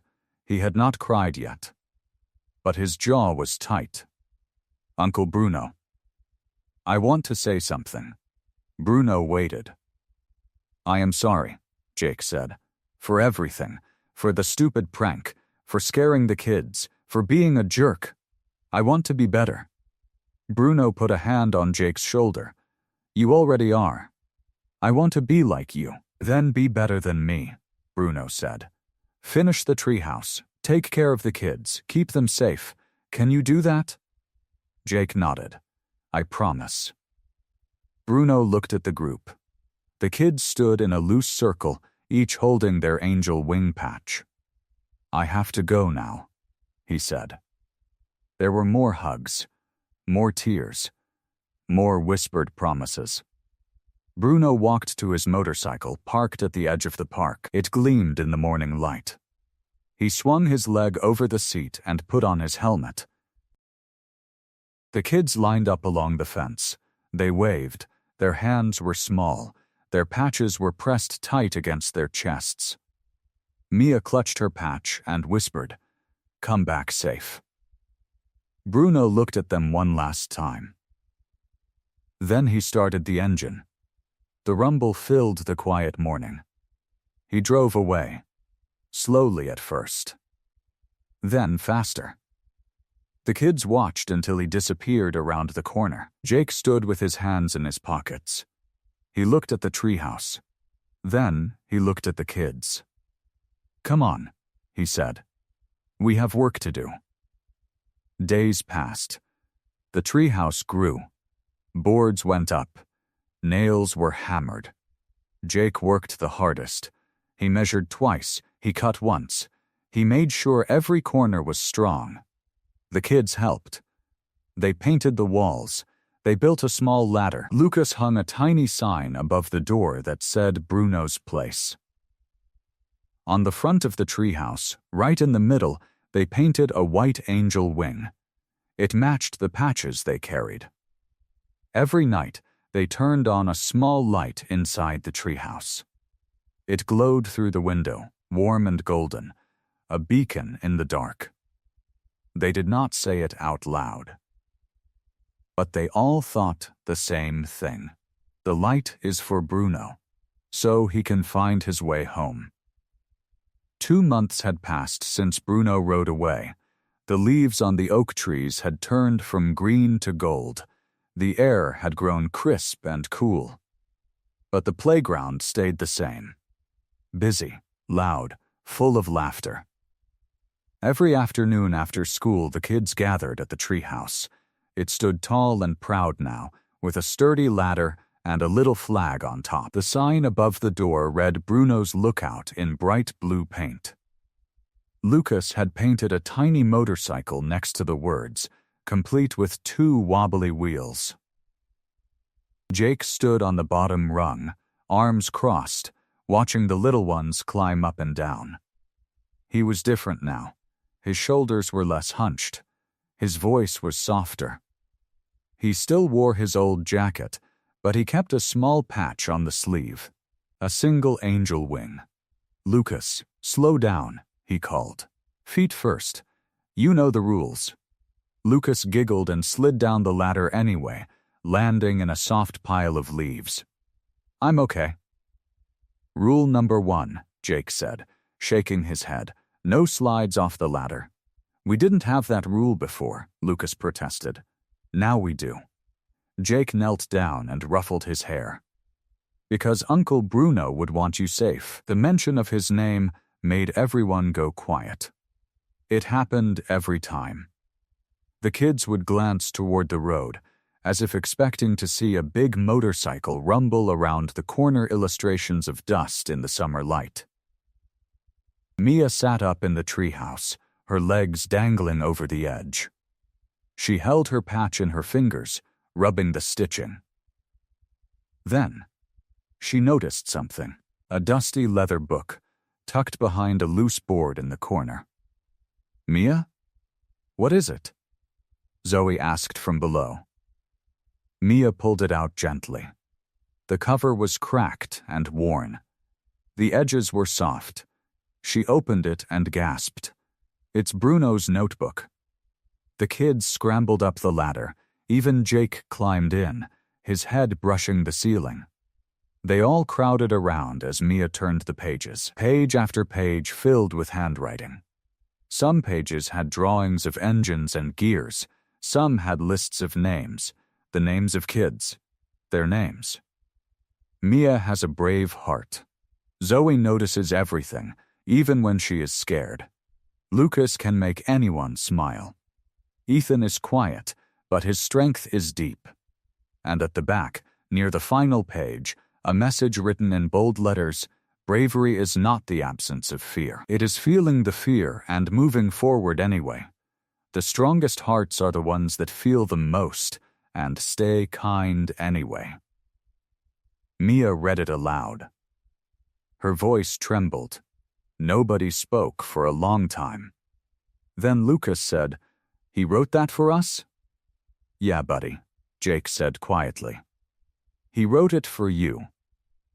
They sat together in the treehouse, the notebook passed from hand to hand. Each of them touched the pages like they were made of something precious. Finally, Jake spoke. "You know what he would want us to do? Not just sit here missing him. He would want us to learn something." "Like what?" Zoe asked. Jake smiled. "Like how to tie a knot that won't come loose. How to fix a chain. How to take care of a bike." He climbed down and came back with a length of rope. "Come on. First lesson." The kids sat in a circle on the grass. Jake showed them a figure-8 knot skip Lucas tried, his tongue sticking out. Zoe finished hers perfectly. Ethan quietly practiced over and over until he got it right. Mia tied hers around her wrist like a bracelet. "This is a bow line," Jake said. "It creates a loop that never slips." "Uncle Bruno taught me how to tie it when I was about Ethan's age." "He taught you?" Ethan asked. "Yeah," Jake smiled, a little sad. "He used to say a knot is just a promise you make with your hands." "Can you teach us more?" Lucas asked. Jake nodded slowly. "Tomorrow, and the day after. And the day after that." The parents started arriving. They stood at the edges of the field, folding blankets and calling their children home. But they didn't leave right away. They lingered, holding thermoses of coffee and talking in quiet voices. "Mr. Okafor nodded toward the treehouse. "Look at them. Jake's doing a good job." "Better than good," Zoe's father said. "He's doing what Bruno did. He's showing up." That evening, the parents formed a small circle near the swings. They talked about schedules and snack duties and who would drive the kids to the winter carnival. Then they talked about the road. The one Bruno had taken, the one nobody had heard from him since. "Have you heard anything?" Mrs. Chen asked. "Anything at all?" Mia's mom shook her head. "No calls. No letters. Nothing, he kept his word, Miss, Okafor said. He kept all of them safe. The least we can do is keep this place safe for him. They nodded. A promise made without words. The next day, a sign appeared on the fence near the entrance of the park. It read, Neighborhood Watch. We look out for each other. Underneath, someone had painted a pair of angel wings. The kids kept playing. They kept building. They kept a lantern lit in the treehouse every evening, glowing warm against the darkening sky. And every once in a while, one of them would stop, look at the road, and wait. But the road stayed empty.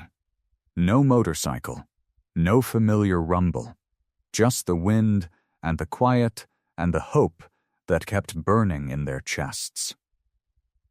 Chapter 15. A shadow in the sun, the afternoon sun, hung warm and bright over the playground.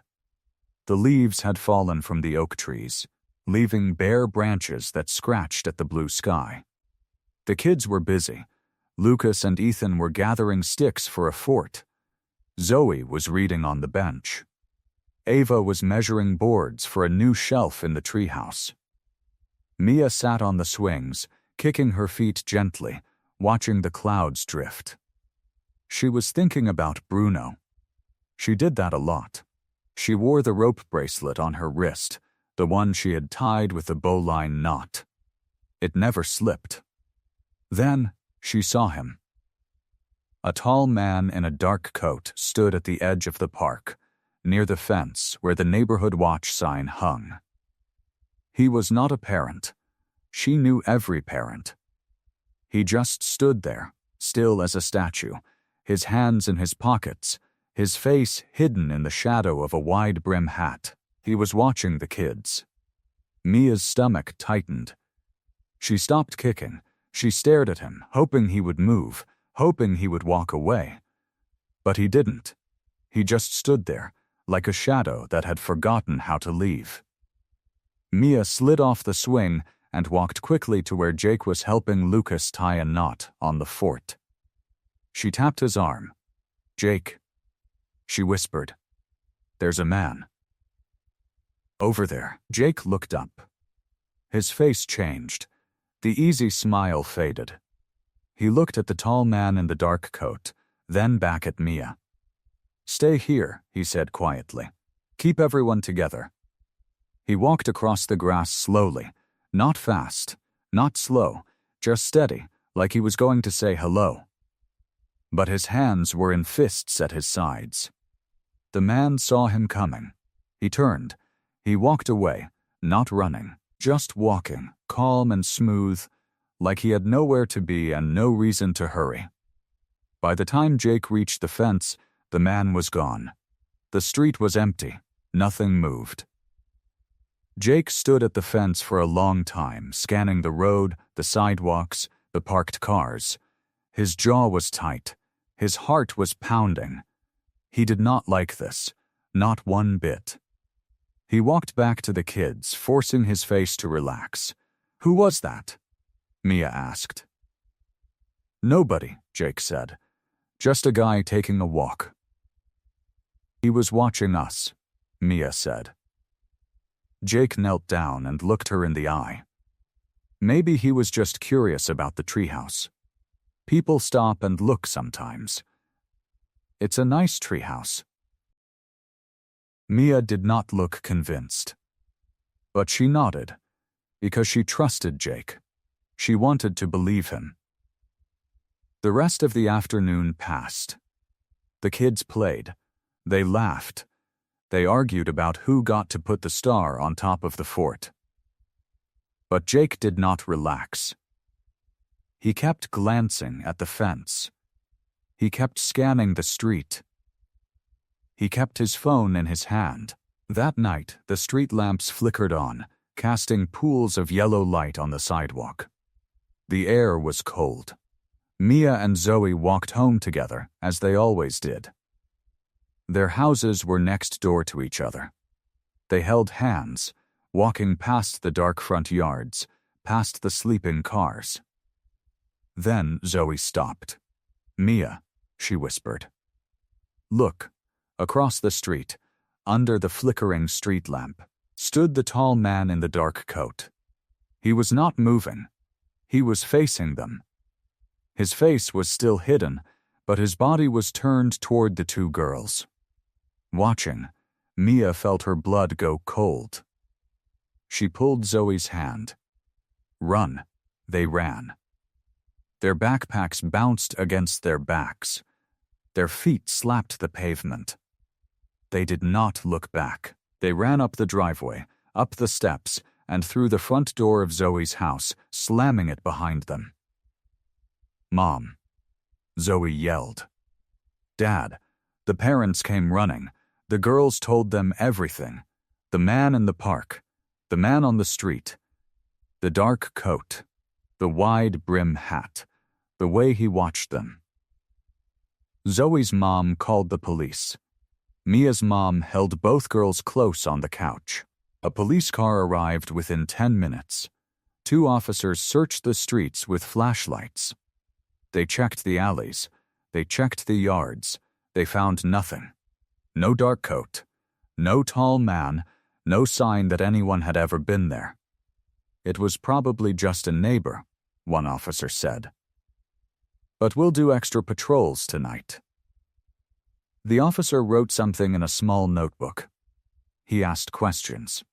He looked at the girls and smiled gently. Then he left. The parents thanked him and closed the door. But Mia saw her mom's hands shaking. Jake heard about it the next morning. Mia told him in a quiet voice, her eyes wide. He listened. He did not say much. He just nodded and patted her shoulder. Good job telling your parents, he said. That was brave. But later, when no one was looking, he walked to his car and pulled out a baseball bat from the trunk.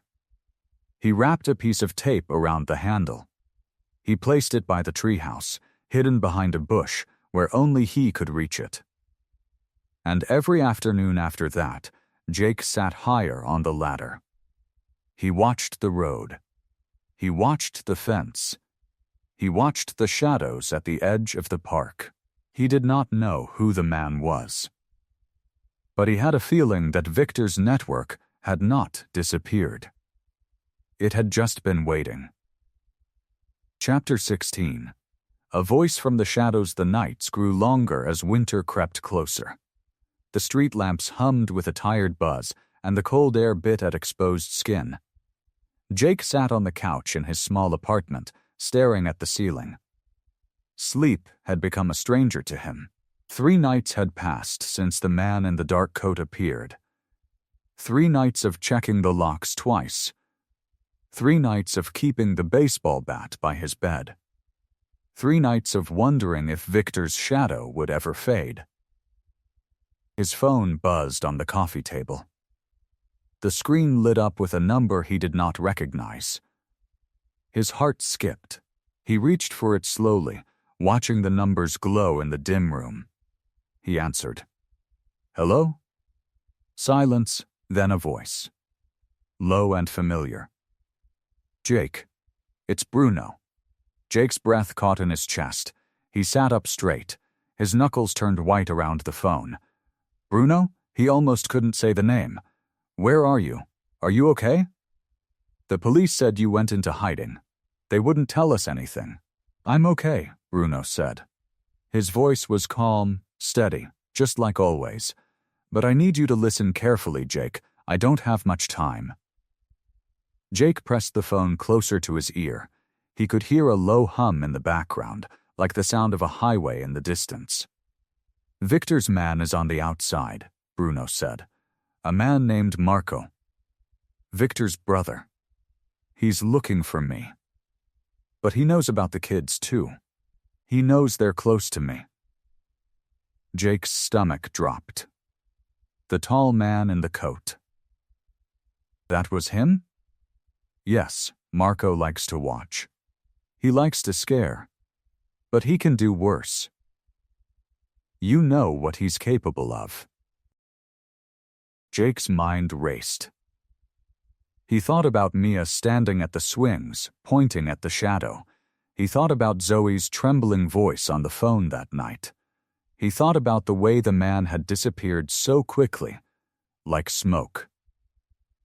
"I won't let anything happen to them," Jake said. His voice was firm. "Steady. I promised." "I know you did," Bruno said. "That's why I called you. You're the one they trust. You're the one who keeps them safe." Jake swallowed. He felt the weight of Bruno's words. "What do I do?" "Keep the kids together," Bruno said. "No one walks alone. No one goes to the park without a buddy. You check the perimeter before they play. You trust your gut, and you tell them to report anything. Anything at all. If they see a man in a dark coat, they don't wait. They tell you. They tell their parents. They tell the police." Jake nodded, even though Bruno could not see him. "I can do that. I know you can. Also, don't tell anyone I called. Not the police, not the parents, not even the kids. My position is protected. If Marco finds out where I am, everything we built falls apart. Do you understand?" Jake closed his eyes. He took a deep breath. "I understand." There was a pause. Then Bruno's voice softened. "I'm proud of you, Jake. You're not the boy who cut fences anymore. You're a guardian now." Jake felt his throat tighten. He could not speak for a moment. "Stay safe," Bruno said. "I'll be back soon." Then the line went dead. Jake held the phone in his hands, staring at the blank screen. The room was quiet. The street lamp outside cast a yellow glow through the window. He sat there for a long time, letting Bruno's words sink in. A guardian. That's what Bruno called him. The next morning, the sun rose pale and cold. The frost had painted the grass silver. Jake walked to the park earlier than usual. He checked the fence line. He checked the bushes. He circled the treehouse twice before climbing up. The kids arrived one by one. Lucas with his energy. Zoe with her careful steps. Ethan quiet and watchful. Ava with her notebook full of plans. Mia with the rope bracelet on her wrist. They gathered in the treehouse, sitting on the wooden floor. The morning light filtered through the cracks in the walls, making patterns on their faces. "I have something to tell you," Jake said. The kids went quiet. "I got a call last night," he said. "From Bruno." Mia's eyes went wide. "Is he okay?" "He's safe," Jake said. "He's okay. He's coming back soon." The kids let out a collective breath. Zoe's shoulders dropped. Lucas grinned from ear to ear. "But there's something else," Jake said. His voice turned serious. "Bruno told me that the people who hurt him are still out there. One of them is watching our neighborhood. That man in the dark coat, the one Mia saw, he's part of it." The treehouse went silent. "So we have to be smart," Jake said. "From now on, we stay together. No one walks alone. No one wanders off. And if you see anyone suspicious, you tell me. You tell your parents. You call the police. You don't wait." Mia nodded. She looked at her bracelet. Like Bruno says, the brave thing is paying attention. Jake smiled. "Exactly. Strong hands protect." Ava said. "Firm heart's guide. The bravest thing you can do is show up for someone else," Zoe added softly. Lucas puffed out his chest. Courage is being scared and helping anyway. They all looked at each other. The fear was still there, hiding in the corners of their eyes. But something else was growing too. A quiet strength.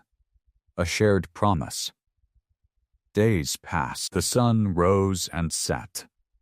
The street lamps flickered on at dusk. Jake kept the baseball bat hidden by the treehouse.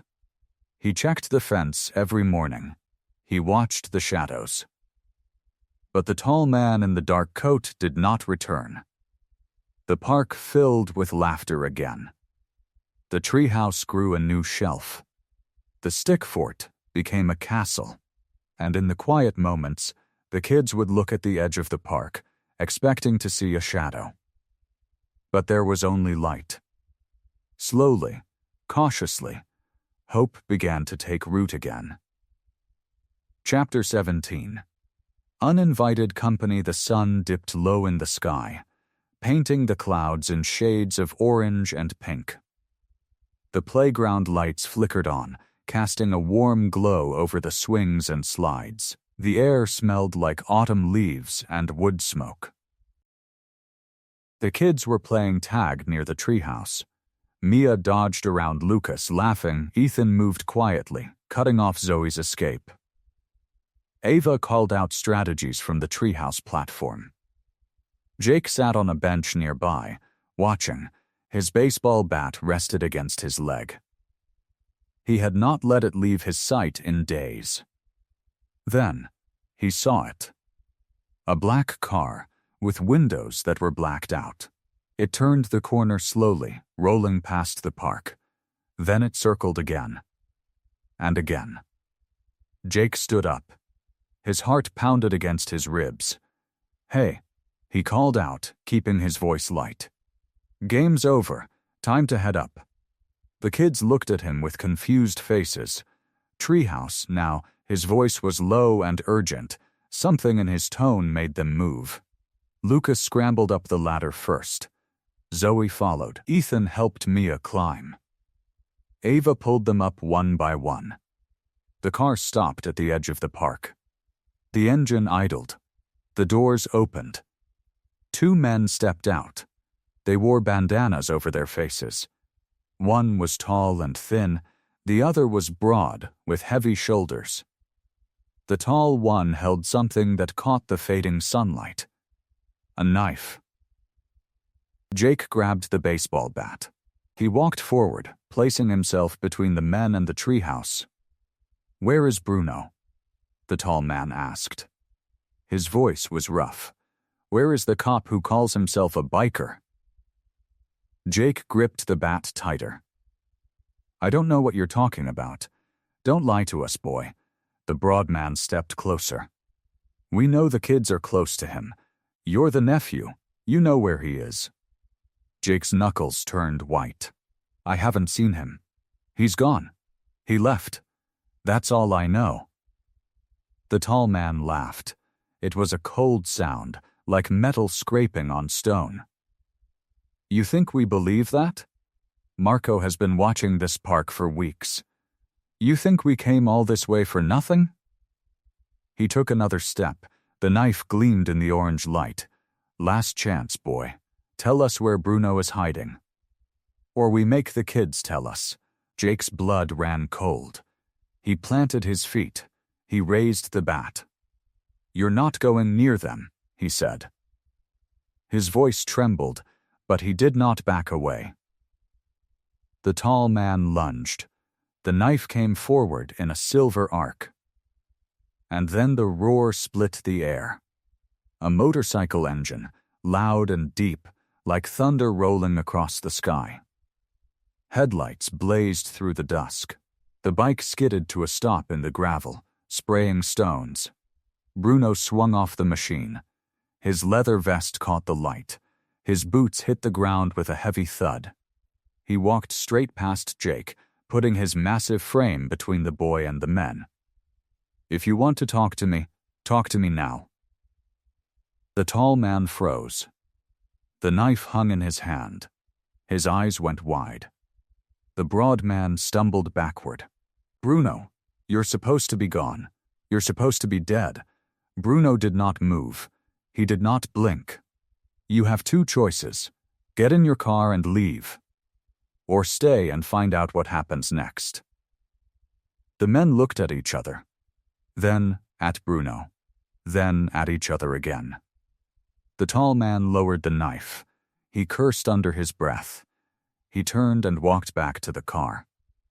The broad man followed. The doors slammed. The engine revved. The black car sped away, disappearing into the gathering dark. Bruno stood there for a long moment, watching the road. Then he turned around. The treehouse door burst open. Kids spilled down the ladder like a river of joy. "Bruno, you came back." Mia reached him first. She threw her arms around his leg. Lucas grabbed his hand. Zoe and Ethan and Ava crowded around him, all talking at once. Jake lowered the baseball bat. His hands were shaking. He let out a long breath. "You came back," Jake said. His voice cracked. Bruno smiled. A warm, tired smile. "I told you I would." The night air was cool and soft. The stars were just beginning to peek through the purple sky. Bruno stood in the middle of the playground, surrounded by the kids. His leather vest creaked as he knelt down. He opened his arms wide. Mia stepped forward first. She wrapped her small arms around his neck. Bruno hugged her gently like she was made of glass. His eyes were wet. "Thank you, Bruno," Mia whispered. "It's okay, sweetheart, I'm here." Lucas came next. Then Zoe. Then Ethan. Then Ava. Each hug was different. Lucas held on tight.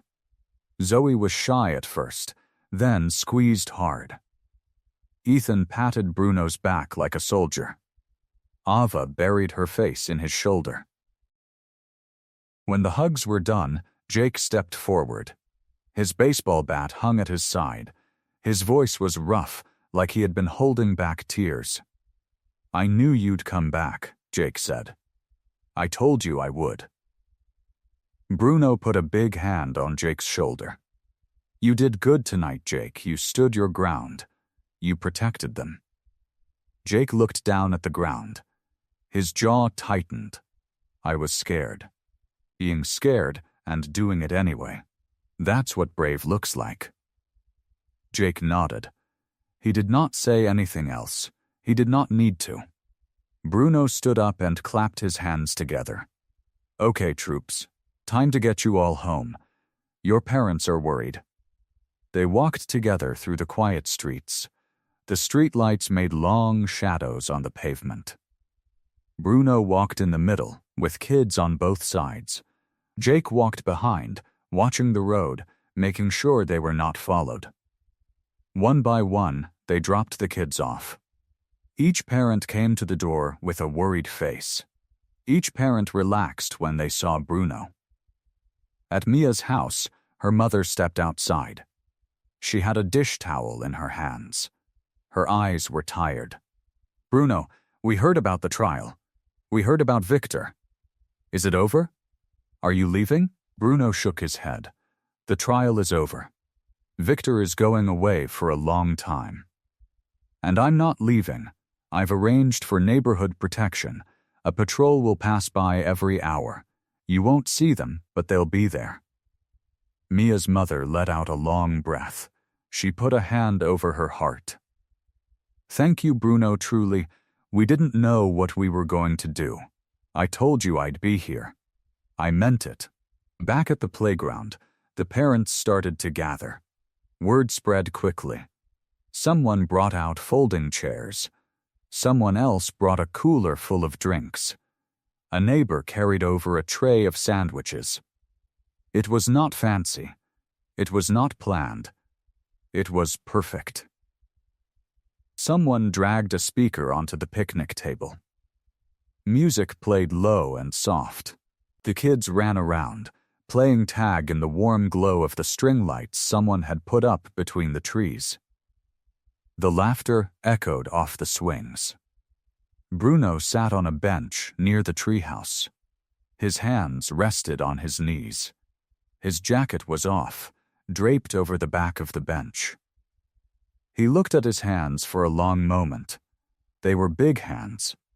Scars on the knuckles. Tattoos climbing up his forearms. Hands that had done hard things. And now, here he was, surrounded by the sound of children laughing. Mia appeared at his side. She climbed up onto the bench and sat beside him. Her legs dangled over the edge. She was quiet for a moment, swinging her feet. "Bruno?" she said. Yeah, Mia? Are you really staying? He turned to look at her. Her small face was serious. She had big questions in her little heart. Yes, Mia, I'm staying for every treehouse adventure, every game, every tag match, every time Lucas asks for a piggyback ride, every single time it rains and we need someone to check the treehouse roof. I'm not going anywhere. Her face broke into a smile. A big, bright, sunshine smile.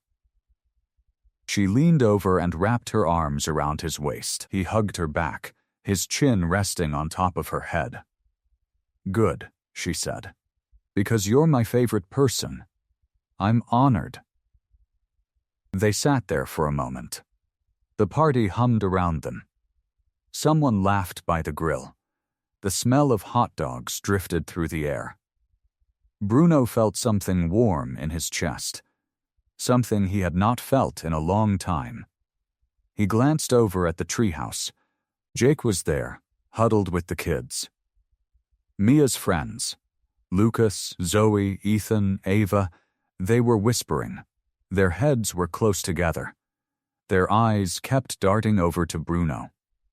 Jake caught Bruno looking. He straightened up quickly.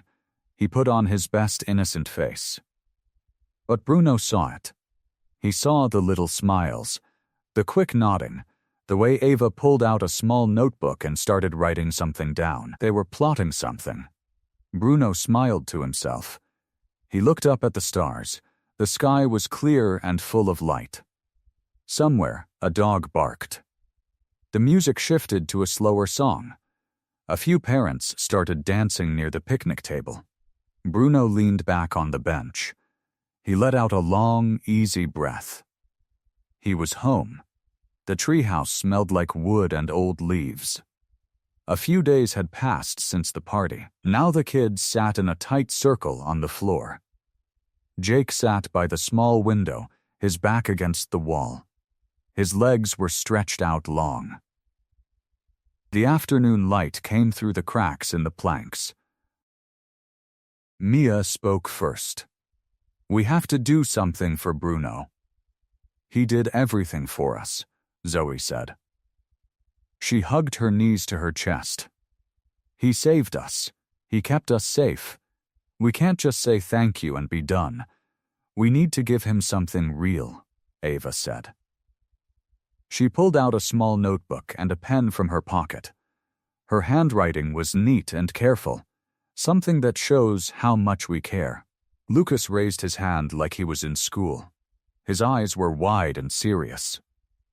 My piggy bank, he said. I have $42.17. I was saving for a video game. But Bruno is better than a video game. That's sweet, Lucas, Mia said. She patted his shoulder. But a piggy bank is small. We need something bigger. Ethan spoke quietly. He sat in the corner, arms crossed. He did not say much, but when he did, everyone listened. Something that lasts. Jake leaned forward. He had been quiet until now, but there was a look in his eyes, a spark. I know something, he said. The kids leaned in. The floorboards creaked. My uncle has an old motorcycle frame in his garage. It's been sitting there for years, covered in dust, rusty, missing parts. He paused. But it's solid. The bones are good. With work, it could run again. Ava's pen moved fast. A motorcycle. For Bruno. He rides a big one, Ethan said. Why would he want a rusty old frame? Not for him to ride, Jake said. It's a project. We fix it up together. We make it beautiful. We give it to him as a thank you. He can keep it. Look at it. Remember us. Mia's eyes went wide. He would love that. He would cry, Lucas said. Big tough bikers cry too, right? Jake smiled. Yeah, buddy, they do. The plan started to take shape. Ava wrote it all down, every detail, every job. Every day after school, they would meet at the garage. Jake would teach them how to use tools, how to be careful, how to make something with their hands. Lucas would bring his piggy bank. They would use the money for paint and parts. Zoe had an idea. My uncle owns that garage. I can ask him. He'll say yes. He likes Bruno. Ethan nodded. I'll help carry stuff. I'm strong. And I can organize, Ava said. I'll make a schedule. Who comes on which day? What we need to buy. Mia smiled. I'll make sure nobody quits. Even when it gets hard. Jake looked around the circle. His heart felt full. A few weeks ago, he was a different person. He was the one causing trouble. Now here he was, building something. For his uncle. For the man who saved them all. One thing, Jake said. This is a secret. Bruno can't know. Not until we're done. Got it? Got it, they all said together. Lucas made a zipper motion over his lips. My lips are sealed. Like a jar of pickles. Zoe giggled. That's the weirdest thing you've ever said. It's true, Lucas said. Pickles are hard to open. So are my lips. The treehouse filled with laughter. It was a good sound. The sound of friends. The sound of a family being built one piece at a time. The weeks went by. Every day after school, the kids went to the garage. Zoe talked to her uncle. He said yes without a second thought. He even gave them a set of old tools. Keep them, he said. Make something proud. The motorcycle frame sat in the middle of the garage. It was gray and dusty. Rust spots covered the metal like freckles. But Jake was right. The bones were good.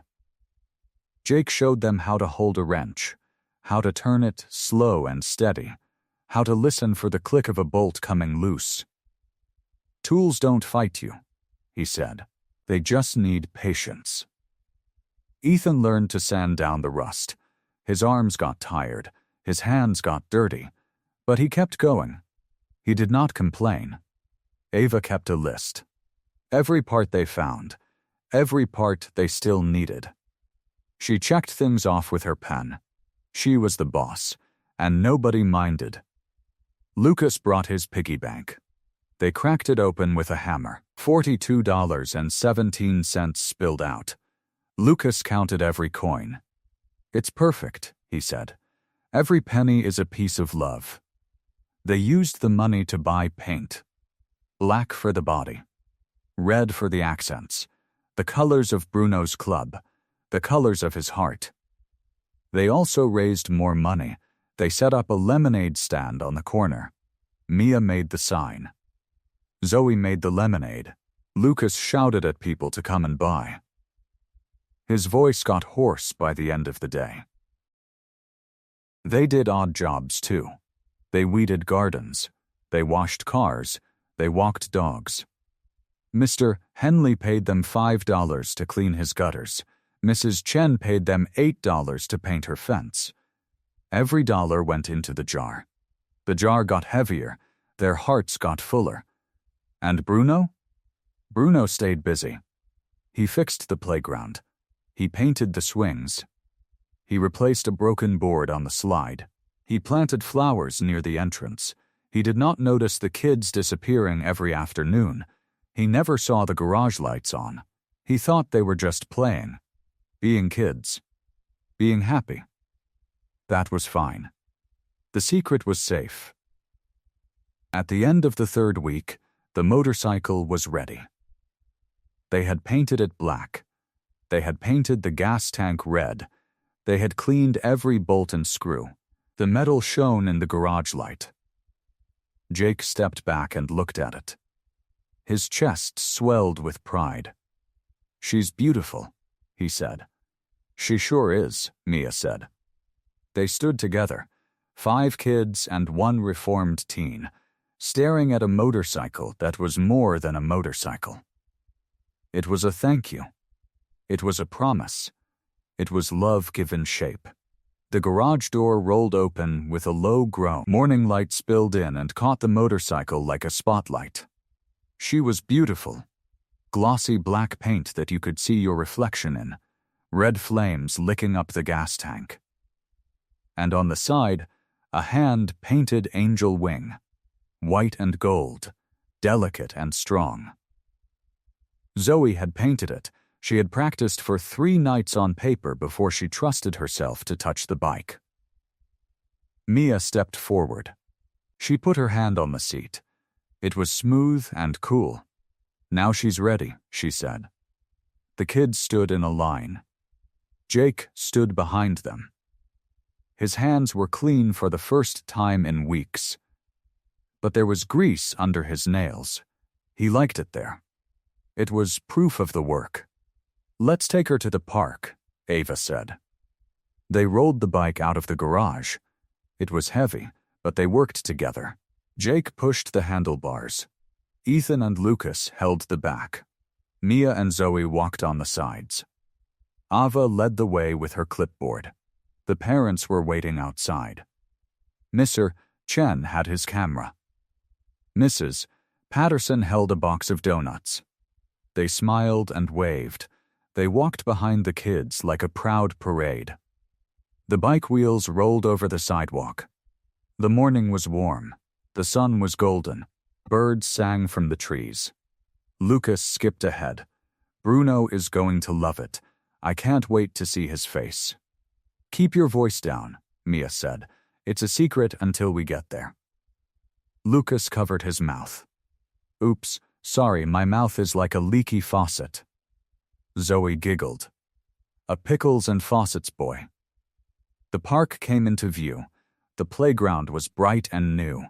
The flowers Bruno planted were blooming.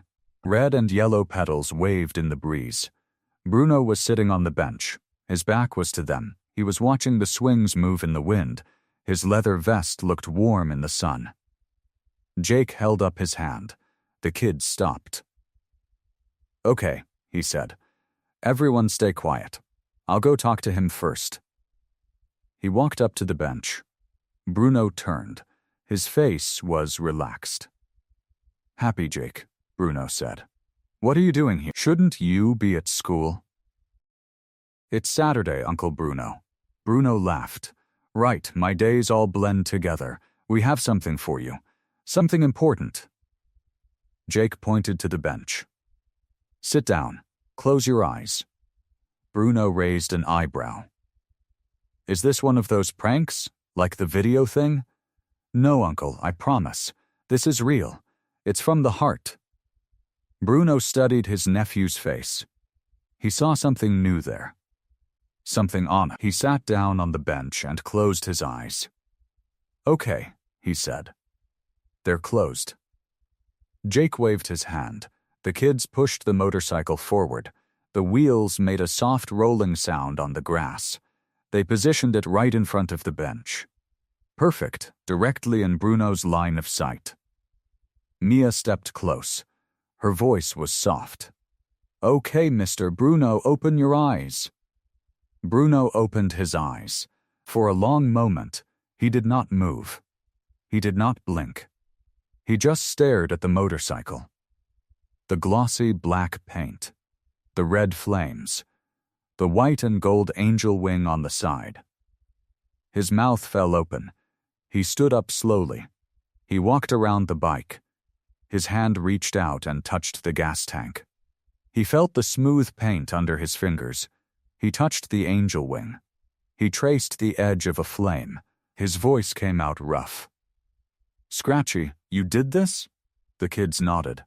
All of them. Their faces were bright with hope. "We fixed it up," Jake said. "It was an old frame in my garage. We worked on it for weeks. We raised money," Ava said. "Lemonade stand, odd jobs. Everything. I painted the angel wing," Zoe said quietly. "It's for you.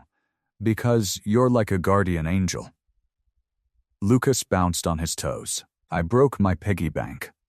$42.17. Bruno looked at each of them. His eyes were wet. He did not try to hide it. He let the tears come. He opened his arms wide. The kids ran into them. All of them. They wrapped their arms around him. They pressed their faces into his vest. Bruno hugged them back. His big arms circled around the whole group. "This is the best gift I've ever received," he said. His voice cracked. He held them tighter. Jake stood to the side. He watched his uncle. He watched the kids. A smile spread across his face. He walked over and joined the hug. The parents clapped and cheered. Cameras clicked. Donuts were passed around. The park filled with laughter and joy. Bruno pulled back. He wiped his eyes with the back of his hand. "I don't know what to say," he said. "You don't have to say anything," Mia said. "Just know we love you." Bruno looked at the bike again, then back at the kids. "I love you all too," he said. "More than these old leather boots can say." The next morning, the sun rose pink and orange over the neighborhood. Bruno was already awake. He had coffee in one hand and a plan in his head. He called Jake first, then Mia, then all the kids. "Meet me at the empty lot on Maple Street," he said. "Everyone gets a helmet. Everyone learns to ride." The empty lot was flat and wide. Big enough for you need kids to practice. Bruno arrived early. He laid out orange cones in a wide circle. He set up a starting line with chalk. He put on his own helmet, a black one with a simple flame decal. By 9 in the morning, the parents walked their kids over. Mr. Chen had his camera. Mrs. Patterson carried a cooler full of water bottles. The lot filled with voices and sneakers and excitement. Bruno stood at the front. He wore his vest, but today there was a new patch on it. A small blue circle. It read "Safety First." "All right, listen up," he said, his voice low and steady. "A motorcycle is not a toy. It's heavy, it's fast, and it needs respect. But if you learn to respect it, it will carry you anywhere you need to go." The kids lined up. Zoe held her stuffed rabbit for good luck. Lucas pointed at his sneakers. "These are my motor shoes," he said. "I got them last year. They still fit." Bruno smiled. "Those are very good motor shoes." He started the lesson showing them how to put on a helmet, how to check the straps, how to push the kickstand. He explained which brake is front and which is back. He let each child touch the brakes and feel the weight. Then came the riding part. Bruno borrowed a small dirt bike from a friend. It was green and gray. It had training wheels that strapped on and off. A small motor, perfect for kids. "Okay," Bruno said. "Who wants to go first?" Lucas raised his hand way up high. "Me. Me. Me." Bruno picked him up and set him on the seat. He placed Lucas's hands on the handlebars, hewing gentle and steady. "Here we go, little champion," Bruno said. He started up the motor and the bike puttered slowly forward. Bruno walked beside it, one hand on the handlebars, one hand on Lucas's back. The kids on the side clapped. Lucas drove around the first cone, lines crossing. "I'm riding. I'm riding," he shouted. Then he stopped at the chalk line and Bruno lifted him off. The kids cheered. Zoe ran over with a high five. "Now you," Bruno said to Mia. Mark was small, but Myra hesitated for only a second. She sat on the bike. She gripped the handles. She looked forward with steady eyes. "I trust you, Mr. Bruno," she said. "Good," he said. "That's the most important thing." She rode her the cones, slow and steady. Not too fast, not too tight. He placed the smallest turn, and she smiled so wide her cheeks hurt. The motion, each kid got a turn. Ethan, Ava straightened her back like she does everything. Bruno noticed. "Zutty way you thought before you twist, Tiva. That's smart riding." But was more quiet than the others. That's okay. Some riders are quiet, they had deep hands, and the bike just knows. When he finished, His face was proud. He did not say much, but he nodded at Bruno, and Bruno nodded back. The whole morning ran with joy. The parents took photos and passed around. By afternoon, everyone had taken a turn. The kids sat in a row on the grass, their cheeks flushed, their legs stretched out like before riding horses. Bruno, standing in front of them, made his rest. "It's not about how fast you go," he said, "but how safely you reach your destination and how many people you bring with you." He looked at the kids. "You all move. You all came. You brought each other. That's what matters." Jake, the uncle, lifted a helmet. "Around for the squad?" "Bilbus, not yet. We drive together first. We slow ride." The kids grew. Horses, fasting. Bruno started his red air. It rumbled. The kids walked out of their bikes and took per witch. Bruno led them out of the lot, lower end. His bike rumbled at the front. The kids followed behind on their bikes. Parents walked. "Mister," Chen pulled his hand. The world was suddenly slow and easy. No speed. No dashing. Just two wheels and a rhythm. Mia rode in the middle, pedal pushing in a steady beat. She held on to Bruno's vest with one hand and held her handlebar with the other. They made her happy. "This is amazing," she shouted. That way back to her, how she would see. Fully into the laugh and nothing them. Around the park they went, past the houses, past the flowers. The sun began to sink, gold and rose spreading across. The kids' legs pumped. But no one parked. They rode together, slow and safe, until the sun was low and the sky turned purple. They returned to the park as the light faded and streetlights woke up. Exhausted and happy in a long line, tired but making, laughing, piling aside. "We'll do it again," Bruno told me. "Tests," she smiled. She wanted to continue the ride, just like that, together and silly. Bruno looked at him. The park where they first met. The park where everything changed. Round the swing set. He never said, "I promise." The days after the motorcycle lesson were peaceful. The kids rode their bikes every afternoon. Bruno watched from the park bench with coffee in his hand and a smile on his face.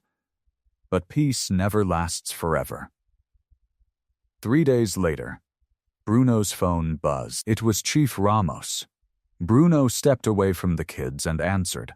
"Bruno," the chief said. "We have a problem." Bruno's jaw tightened. "What kind of problem?" "Marco was released this morning. Early parole. He's already out." Bruno closed his eyes. Marco, Victor's younger brother.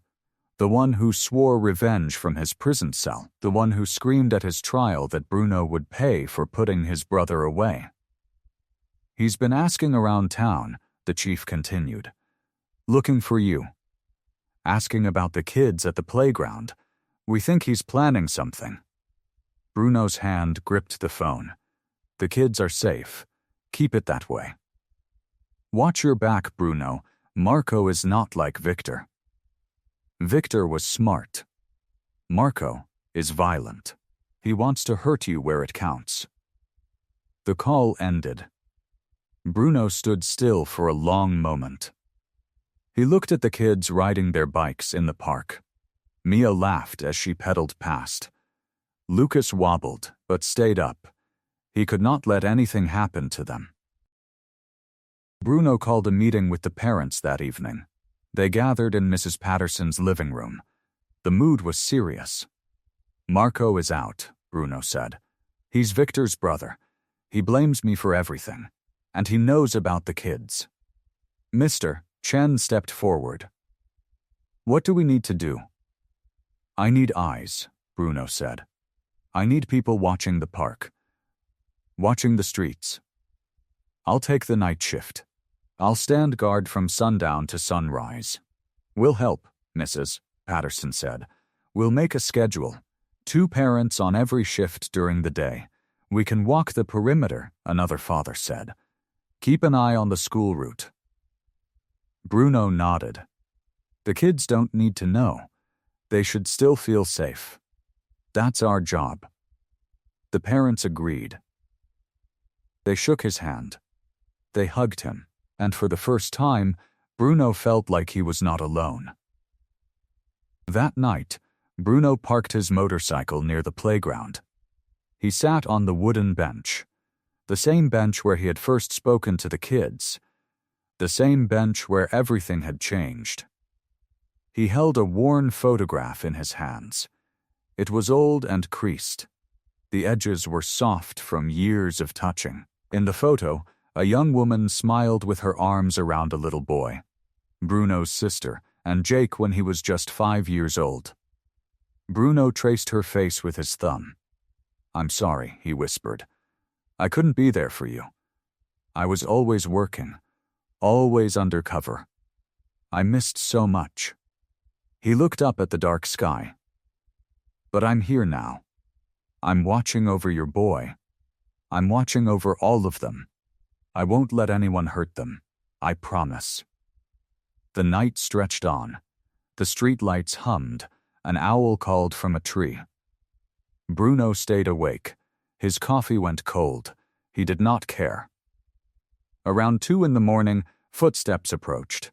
Bruno's hand moved to his side. But it was only Jake. His nephew walked over with a blanket in his hands. "You're still here," Jake said. He sat down next to Bruno. "You've been out here all night." "I have to be," Bruno said. Jake looked at the photo in Bruno's hands. His face softened. "Is that Mom?" Bruno nodded. "And you, when you were little?" Jake was quiet for a moment. "You never talk about her." "Some things are hard to say," Bruno said. "I miss her too," Jake said quietly. Bruno put his arm around Jake's shoulders. For a long moment, neither of them spoke. The night wrapped around them like a blanket. Then, Bruno turned to Jake. His voice was low and serious. "Jake, listen to me. I need you to promise me something. Anything, if something happens to me. If I'm not around, I need you to keep the kids safe. All of them. Mia, Lucas, Zoe, Ethan, Ava, you're the oldest of the younger ones. You're strong. You're smart. Can you do that?" Jake looked at the ground. Then, he looked up. His eyes were wet. "I promise, Uncle Bruno. I'll keep them safe." Bruno squeezed his shoulder. "Good, that's all I needed to hear." Jake went home. Bruno stayed on the bench. He wrapped the blanket around his shoulders. He held the photo to his chest. The night was long. But Bruno did not sleep. He watched the shadows. He listened to the wind. Every car that passed made him alert. Every noise made him look up. The sun finally rose. Pink and gold spread across the sky. The birds began to sing. The neighborhood began to wake. And then Bruno saw it. A dark sedan. Slow. Too slow. It crept down Maple Street. The windows were tinted. Bruno could not see the driver's face. But he knew. The car stopped for just a moment, right across from the playground. The engine hummed. Then it drove away. Bruno stood up. He reached for his leather vest and pulled it over his shoulders. He felt the weight of it, the protection of it. He looked down the empty street where the car had disappeared. "All right, Marco," he said quietly. "Let's settle this." Chapter 23. The plan to become a ghost. Bruno did not wait. He called Chief Ramos before the sun was fully up. "Chief, I have an idea. A dangerous one. Tell me." "Marco wants revenge. He wants to hurt me where it counts. So I'll give him what he wants. I'll die." Silence on the other end. Then the chief's voice, low and rough. "What are you talking about?" "Fake my death. A motorcycle accident. Make it look real. Marco will think I'm gone. He'll come out of hiding. He'll come to celebrate. and we'll be waiting."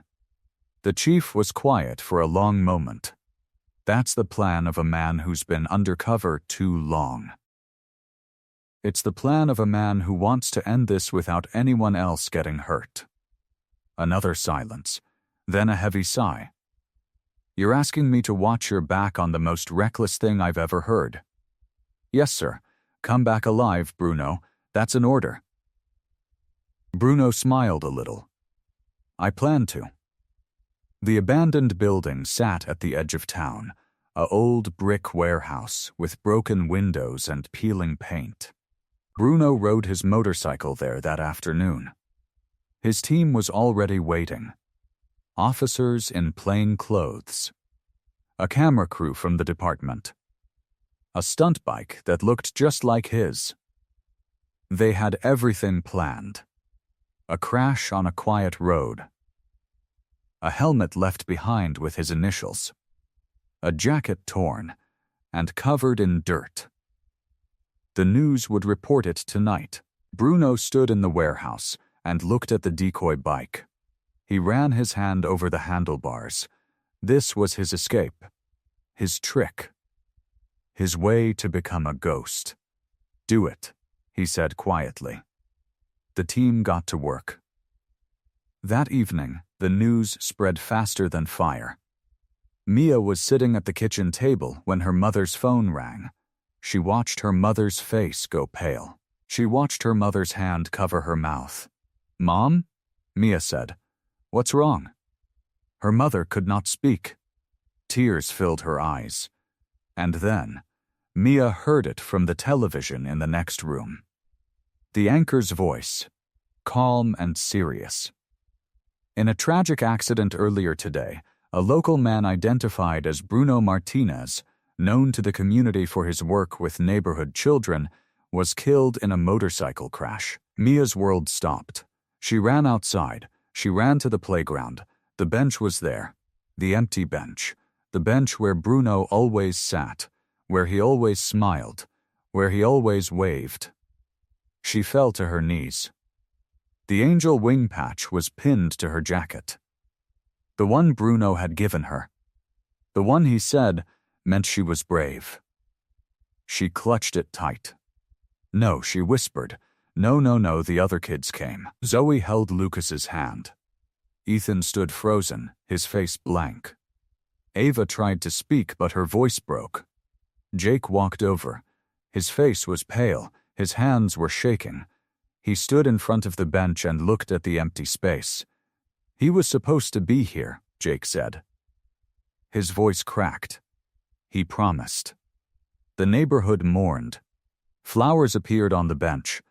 Candles were lit. People hugged each other. "Mr." Chen bowed his head. "Mrs." Patterson cried openly. The parents stood in small groups, holding each other, their faces heavy with grief. The thugs who had built the treehouse came too. Marcus, Devon, Tyler, and Carlos. They stood in silence. They had lost someone they were just beginning to respect. And Bruno watched from a safe house. A small room across the street. Hidden cameras showed him everything. He saw Mia clutch the patch. He saw Jake's shoulders shake. He saw his neighbors weep.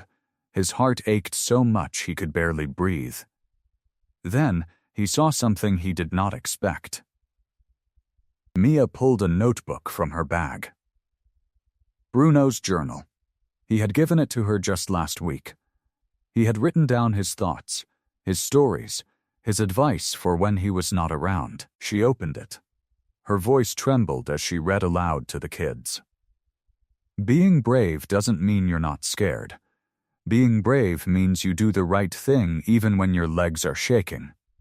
You are all braver than you know. And no matter what happens, I will always be proud of you." Bruno watched, his eyes filled with tears. His chest felt like it was breaking. He pressed his hand to the glass. "I promise," he whispered. "I'll come back. I'll come back for all of you." He wiped his eyes. He stood tall. Then he turned to the cameras. He watched the street. He waited. Marco was out there somewhere. He would hear the news. He would come to gloat. He would come to the playground to see the pain for himself. And when he did, Bruno would be there. A ghost. Waiting in the shadows. Midnight, the park was dark and quiet. The street lights cast soft pools of light on the grass. The treehouse stood tall and proud, a shadow against the stars. Marco came through the fence first. 3 henchmen followed him. They carried cans of gasoline and a torch. Marco looked at the treehouse. He smiled a cold, ugly smile. "Bruno is gone," he whispered. "Now his little monument goes, too." He raised the torch. The flame flickered in the dark. And then a voice came from the shadows. "Marco, you walked right into my trap." Marco froze. His eyes went wide. He knew that voice. He turned slowly. Bruno stepped into the light. His leather vest gleamed. His eyes were steady and calm. Behind him, officers moved out of the darkness. They surrounded the park. Their flashlights cut through the night like swords. Marco dropped the torch. It hit the grass and went out. "You're dead," Marco stammered. "I saw the news. You're dead." Bruno shook his head slowly. "Ghosts don't ride motorcycles. And I never learned how to stay dead." Marco turned to run. But the officers were everywhere. 2 of them grabbed his arms. He struggled. He shouted. But it was over. The henchmen dropped their cans. They raised their hands. They knew the fight was done. Bruno watched as Marco was handcuffed. He watched as the man who had haunted him for months was led away. He let out a long, slow breath. The weight on his shoulders lifted. For the first time in 20 years, he was free. Chief Ramos walked over and nodded. "Told you to come back alive." Bruno smiled. "I keep my promises." The morning sun rose soft and golden. The park looked new again. The air smelled like dew and fresh grass. Bruno stood by the bench. His bench. He wore his vest with the patches. He held his helmet under his arm. He waited. He saw Mia first. She was running. Her backpack bounced on her shoulders. Her eyes were wet. She stopped when she saw him. Her mouth opened. Her legs shook. "Bruno?" Her voice was tiny. He knelt down. He opened his arms.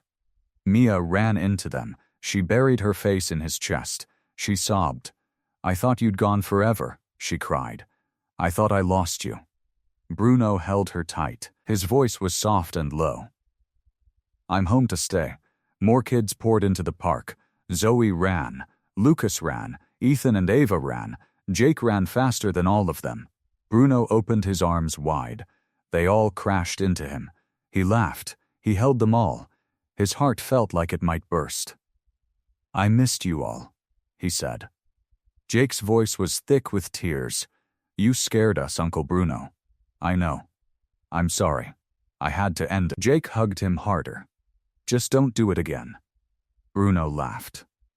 Deal. That afternoon, the whole community came out. The parents brought food. Mr. Chen brought a banner. Mrs. Patterson brought a cake. The treehouse was decorated with ribbons and balloons. Jake and the boys carried a new wooden sign. They hung it above the treehouse door. It read, "Bruno's Hideaway." The crowd cheered. Later, the motorcycles arrived. Bruno's friends from the club came. They lined up their bikes in the parking lot. Bruno revved his engine.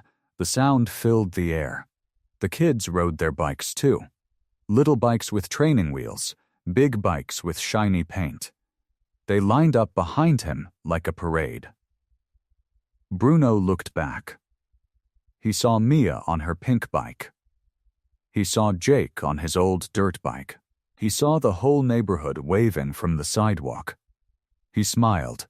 He raised his hand. They rode together around the block, past the playground, past the bench, past the treehouse. The whole community cheered. Sunset painted the sky orange and pink.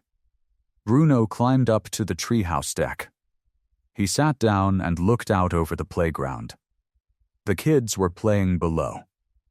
Tag, they were laughing, screaming, so happy. Bruno reached into his pocket. He pulled out a worn photograph. It was old and creased. In the photo, a younger Bruno stood with a small boy. Jake, maybe 4 years old. Both of them laughing at a summer barbecue. Bruno looked at the photo. Then he looked at the kids below. Then, back at the photo. He smiled. He tucked the photo back into his pocket. He whispered, "This is what it means to be a protector." He climbed down the ladder. The kids saw him. "Bruno." Mia shouted, "You're it." He laughed. "Oh, you're in trouble now." He took off running. The kids chased him. Their laughter filled the air. The sun dipped below the horizon. The sky turned purple and gold. Bruno ran with them. His heart was full. His home was truly found. I hope you like this story. Please share what's your favorite part of the story and where in the world you are watching from. Have a wonderful day.